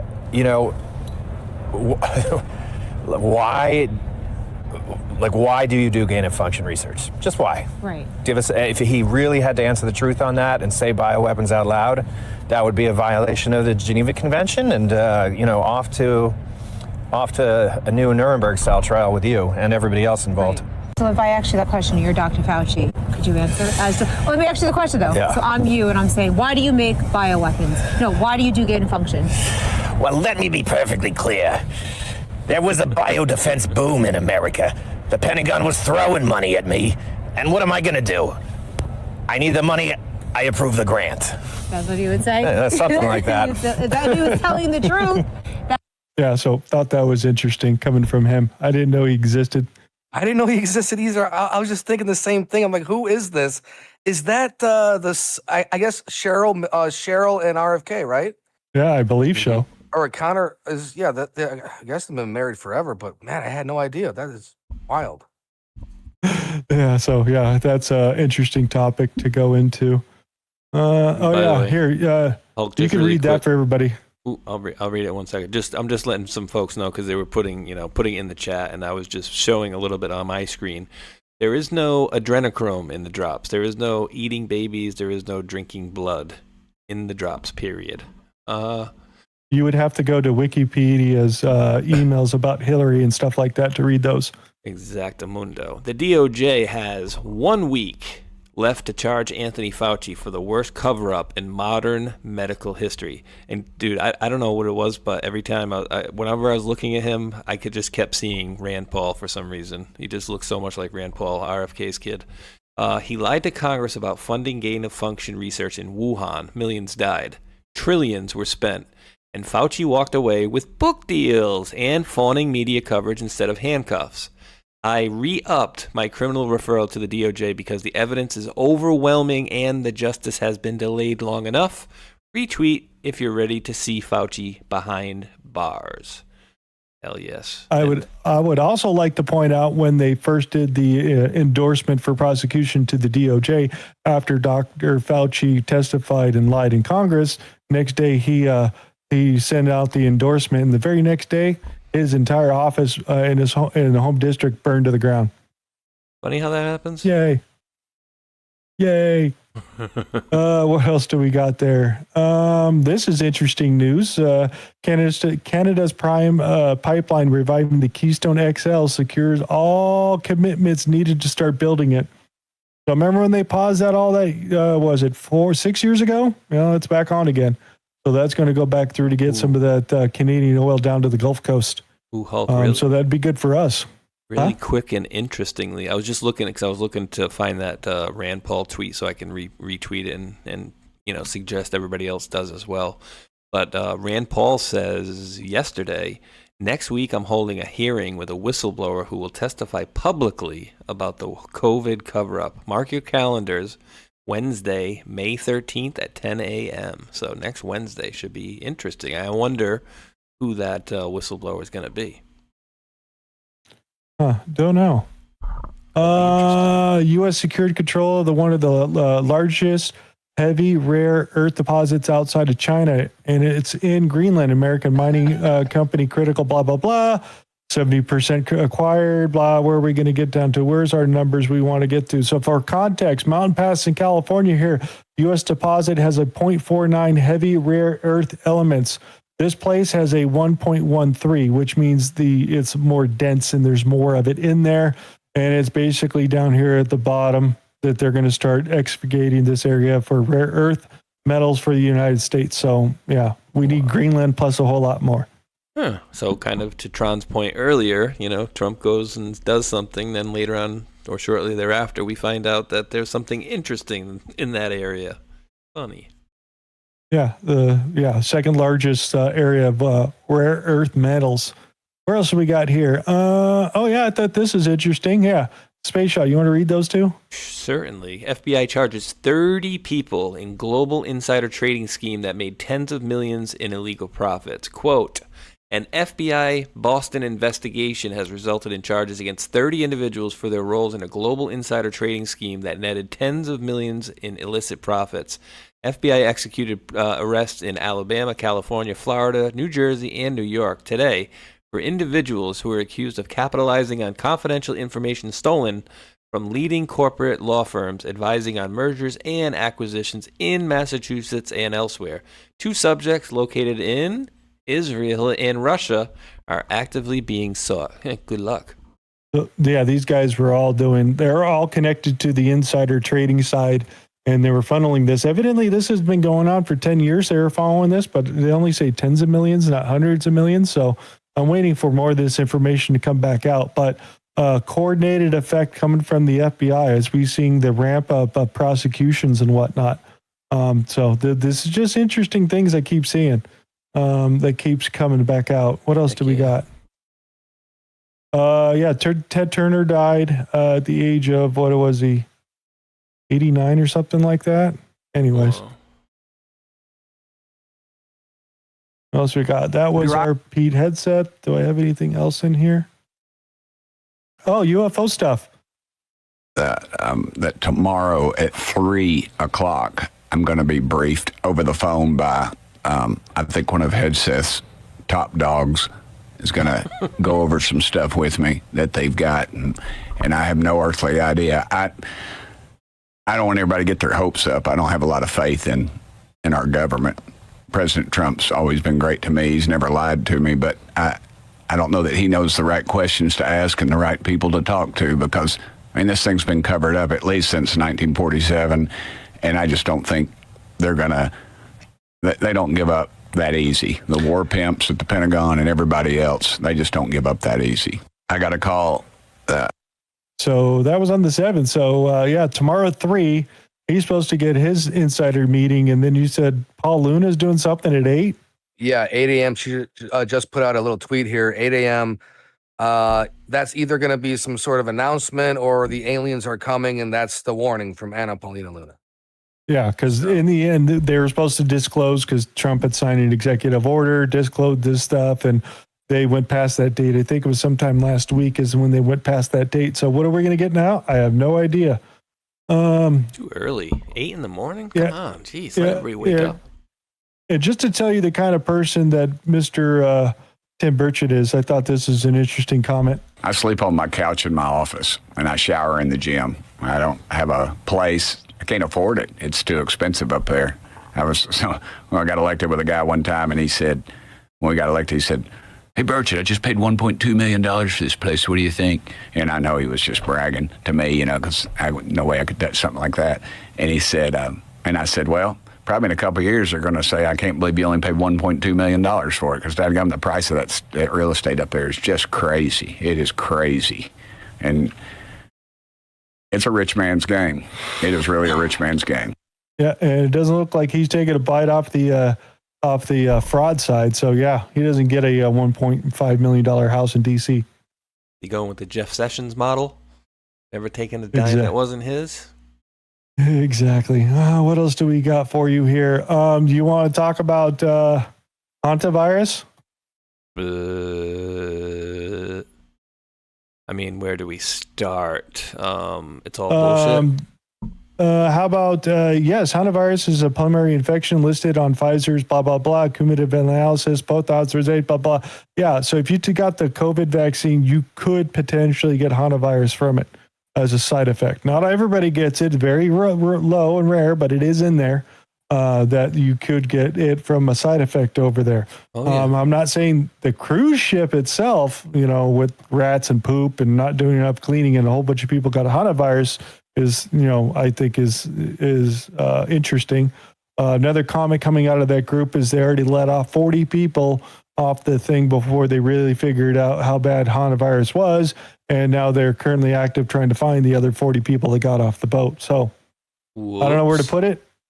Yeah, my buddy at PPR Melee, he's very, very astute at this stuff. He says, it appears that the Pfizer-BioNTech COVID-19 vaccines BNT 162b2 adverse events list shows the hantavirus. So kind of just like you were saying exactly.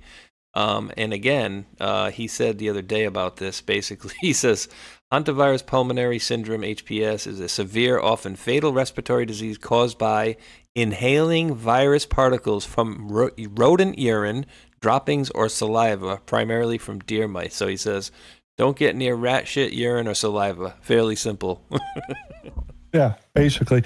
I think it said like 12 people have died in the United States in the last 2 years due to hantavirus. So if you're going back to Kennedy for a quick second, remember they fully withdrawn from the WHO and the leader of the WHO people over there, I can't remember his name is Petros or whatever his name is come out screaming, we need United States help. We can't lose United States. And I think it was like Italy or somebody else leaving at the same time. So yeah, they're pouty. They're pouty. And this is Dr. Drew. Really worried. You know, we have a hantavirus outbreak in a cruise ship, and everybody's wanting to do it all over again. Are you freaking? It's not a respiratory virus. Stop it. Stop it now. Stop the news agencies need to stop. Everybody needs to stop. Hantavirus has been around a long time. It's nasty. Yeah. So is TB. So is a lot of other things. So is rickettsia. Let's deal with the rats problem downtown in Los Angeles. We have murine typhus and pneumonic plague breaking out. Deal with that. But I digress. The fact is that there are structural and philosophical excesses in public health that need to be kind of addressed. And is anyone in public health thinking about this? I don't think they are. So just as a reminder, you were 7 times more likely to be struck by lightning before getting hantavirus. What about good sharks? luck. Sharks. I'd have to compare that. Sharks and lightning. With lightning bolts, lasers.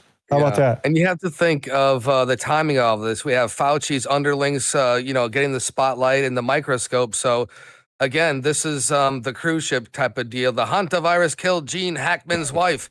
Now a cruise ship outbreak has people on edge. That's enough. That was just a reminder of the Gene Hackman's wife when they came out. They were both found dead inside that house, but there was feces and a whole bunch of stuff all over the ground. So, yay. Just to point that back out there. And then the internet sleuths were talking about the World Health Organization exercise ran the 22nd to 23rd about doing cruise ship or travel-related scenarios, fictional deadly bacteria, mortality rate. So, yeah, they have some evidence that they were doing some sort of pre-pandemic type of thing. I don't know how much effort or sauce we're going to put into that.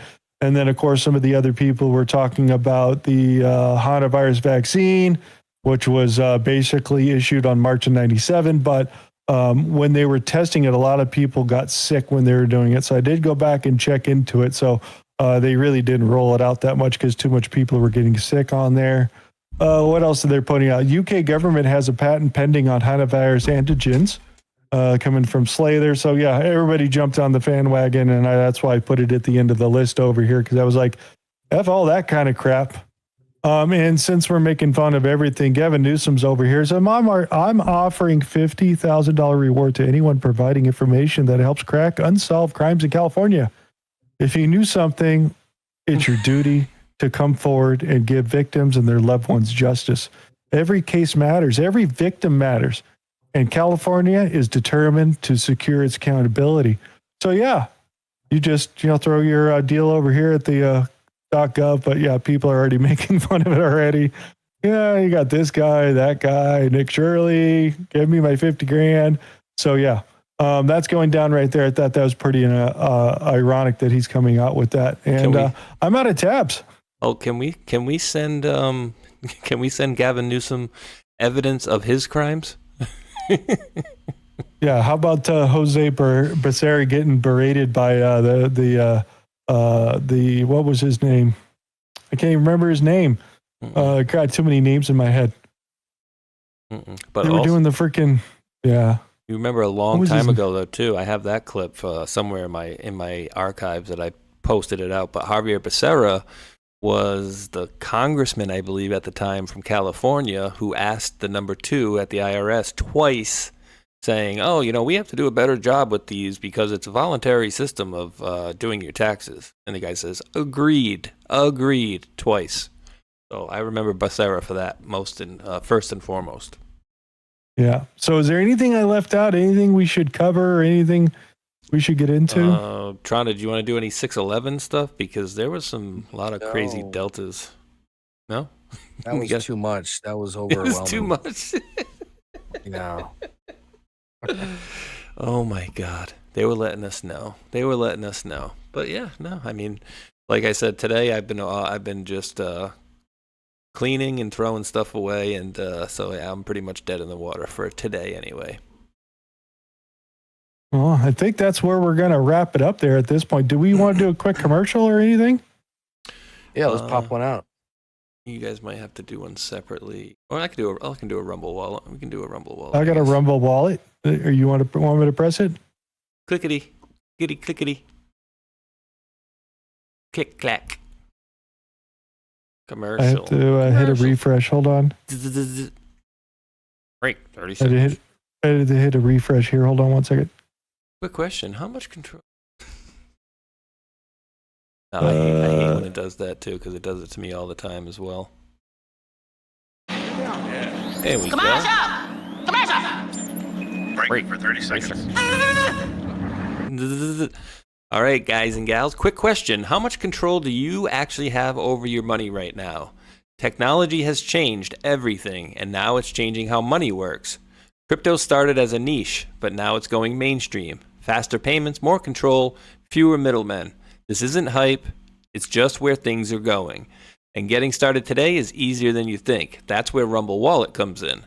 With Rumble Wallet, you can buy Bitcoin, hold dollar-backed stablecoins, even old digital gold backed by real gold, all in one place. Setup is simple. It connects with your MoonPay, so you can use your debit card, credit card, or bank account and be up and running in minutes. Start small, $10, $50, $100. It's not about the amount, it's about getting in early and understanding what's coming next.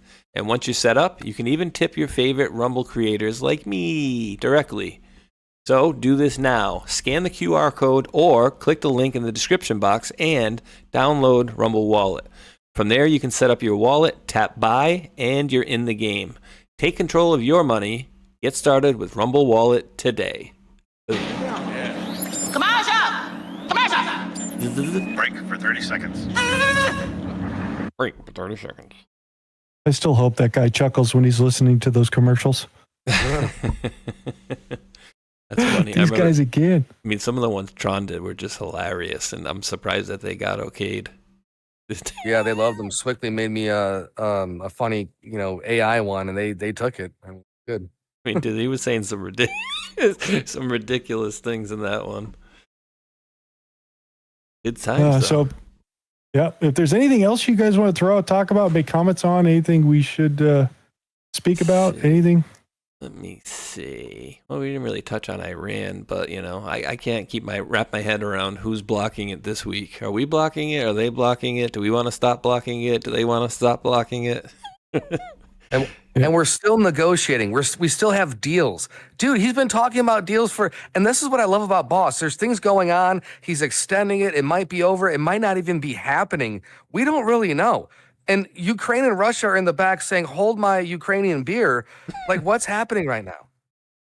What was it? Ukraine wants to bomb, was it the May 10th Russians, or May 9th, the Russian independence, or whatever their celebration they do in May. The 10th, they're threatening to blow that up. The UAE is going to exit OPEC, which means Saudi Arabia has a little bit less power in the oil market because they need to stay at a sweet spot at a certain price. To make sure they earn money for itself, and UAE is just we're going to sell it no matter what, and sell it to whoever wants to get it. We're not waiting in line anymore. So that's an issue. We also heard that they didn't want Trump launching a tax from anything over the weekend from Saudi Arabia. That came out, and with the UAE, that's been walked back here at this point for the new operation. I just saw that about an hour or so ago that they have pulled back those restrictions on the U.S. government using their bases. As far as I heard last time itself. Other than that, we had we shot the back of a ship because they were trying to transit through it. I think F-16 shot some bullets into it. That's about it. And they turned around and went back.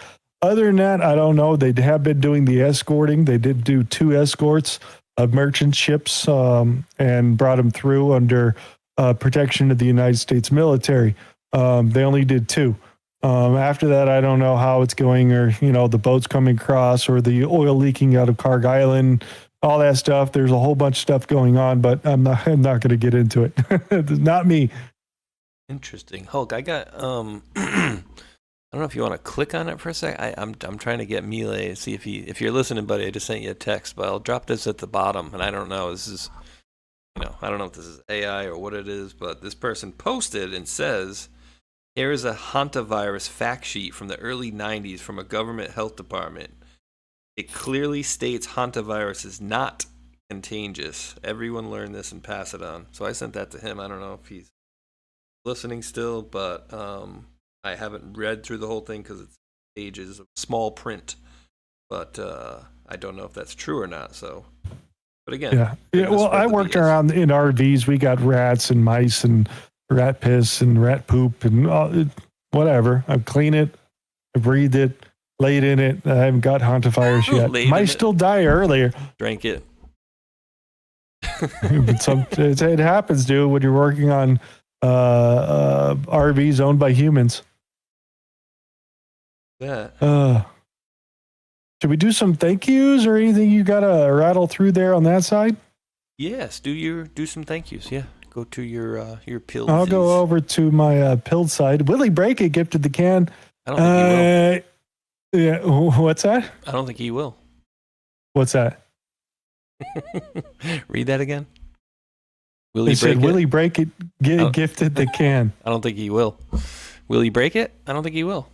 Oh. Trying to be funny on there.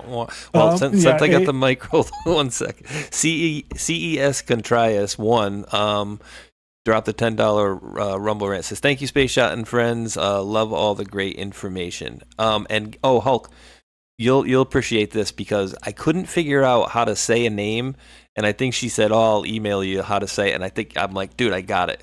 So I just said, I'm just gonna thank Gigi because I couldn't figure out how to say the name, but I come to figure it out, it's, let me know if I'm right or not, Gigi, but I think it's GGB working it. So just a little, show note for the names going forward, but thank you, CES Contrias 1 for the $10 Rumble rant. On my side, I am good, Hulk. You could go thank the rest of yours. Sorry for the interruption. Go ahead. Yeah, Willie Baker gifted the can. Bose Blanc 89 gifted also a can. Bose Blanc with a cookie. Willie Break It with a cookie. Sanjo with a can. Sanjo with a cookie.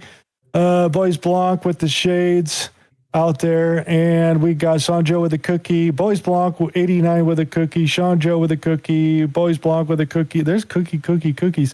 Sanjo with a cookie. Boys Blanc gifted the can. Sanjo with a cookie. Boys Blanc with a cookie. I'm going to stutter here. Sanjo with a cookie. Boys Blanc with a can. Sanjo with a cookie. Boys Blanc with the shades. Sanjo with the shades. Holy crap. And then we got Tongue Twister. Brookie Cookie Dough gifted a cookie. He says, hi, y'all.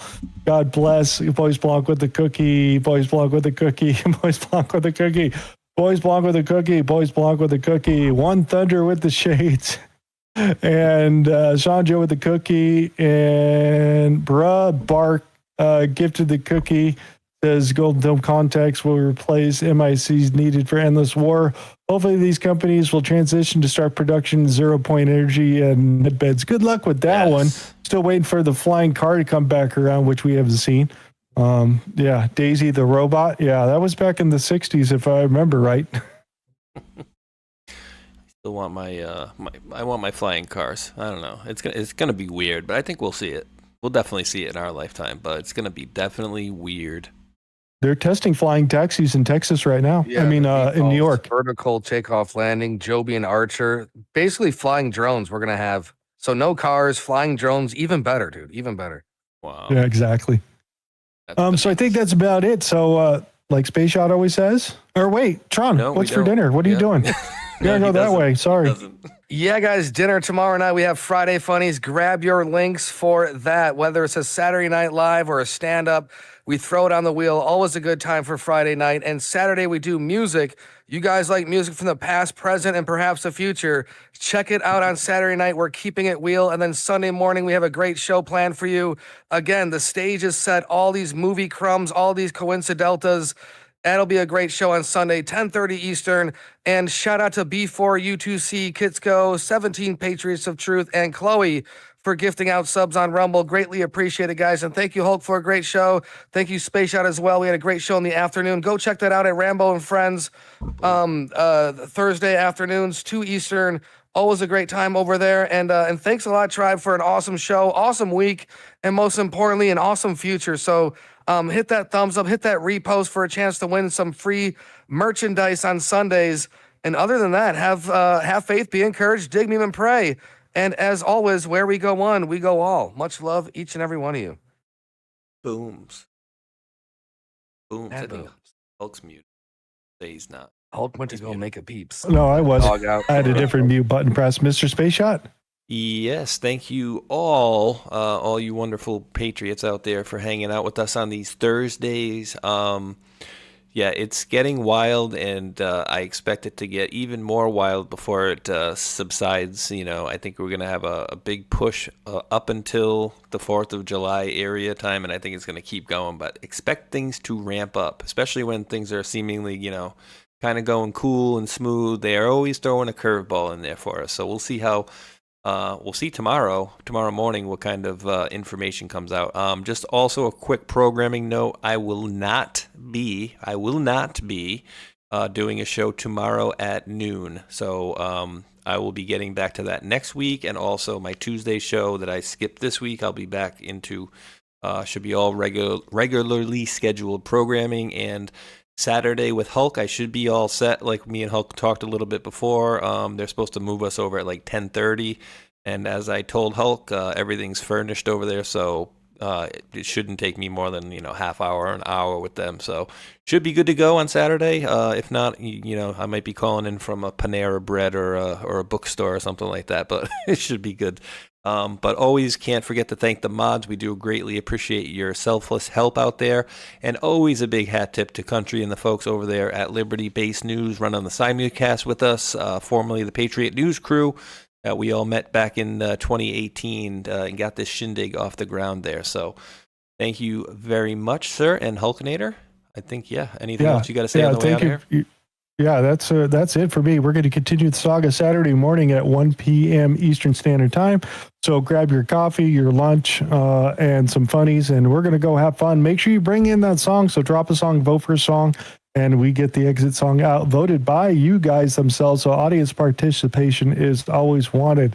And like Space Shot always says, we do appreciate each and every one of you wonderful world patriots for tuning in out there. And until that next one, thumbs up, like, and subscribe. Peace. Much love. Be good humans.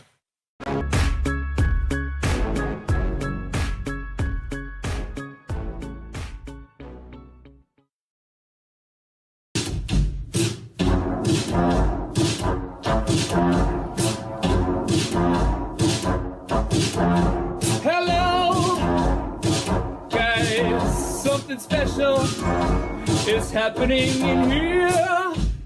That's right, it's brackets and jackets, bringing it back for brackets and jackets, special Epstein Island edition.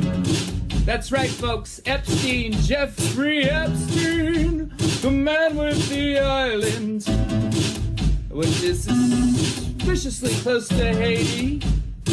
That's right. You see this man, Jeffrey Epstein, is funding lots of people. He's funding lots of people on the street to make sure his shit doesn't get out. That's right. They want the record sealed. And they're paying a lot of people. Epstein's paying a lot of people. Oh, boy. For one, he's got a whole Mossad media matrix in America. And I would bet you anything that Alex Jones is one of them. Prove me wrong. That's right, Cappy's in the portal. Cappy's in the portal. Cappy's in the building with songs about Epstein. It's Breakfast Jackets Epstein edition. Guys, I had some epiphanies today. I had some real big epiphanies about some guys. A big network of guys and spies and lies and liars. All right, think about this for a minute, okay? The guy in Portland, the scientist that just got busted for producing CP, that guy is 1 degree of separation away from Epstein. Epstein, the investor that lives in West Palm Beach, Florida. I know a guy who lives in West Palm Beach, Florida as well. Investor as well. Also involved as well. And all is not well with these guys. the Florida boys, the Glow boys, the Scott Israels of the world. You see, Epstein is Hillary Clinton, and Epstein is Haiti, and Epstein is a big network of media assets. By the way, did you know that Steve Bannon was going to that guy for money? Also, Epstein is Epstein Oprah. Epstein is Chris Tucker. You remember him. Epstein is also Kevin Spacey. Epstein is also Prince Andrew. Epstein is also... Who else is Epstein? Who else is Epstein? Tell me. You guys know? Who else is Epstein? Is Epstein Big Pharma? Is Epstein Bryan Singer? Is Epstein Naomi Campbell? Yep, all of the above. All of the above. Who is Epstein? Epstein is the keystone of a whole motherfucking matrix. And once you pull it out, it all falls down. Dersh was there too. That's right, we're dropping red pills every day. Dropping red pills in the best kind of way. This is brackets and jackets for the denizens of islands. Well, ladies and gentlemen, if you've made it this far, we're going to play another one after, but I need to see if I can. Can I do this? I must wait. No, I can't. Let me see. How much time do I got to wait? Oh, 2.5 minutes I would have to wait to read another ad, but don't need to. I'm going to have to shut off YouTube before I play this next one, so unfortunately, YouTube, you guys don't get to see the second video. You guys can always go over to Pilled or Rumble for the full show, of course. But let me play this while I turn off YouTube. And another outro video is coming your way, guys, on Rumble.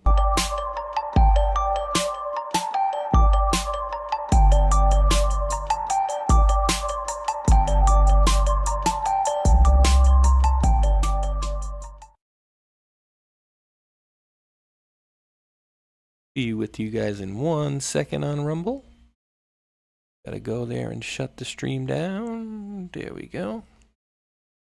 Bye, YouTube. All right, ladies and gentlemen, YouTube is gone. Let's see. I might play 2 more.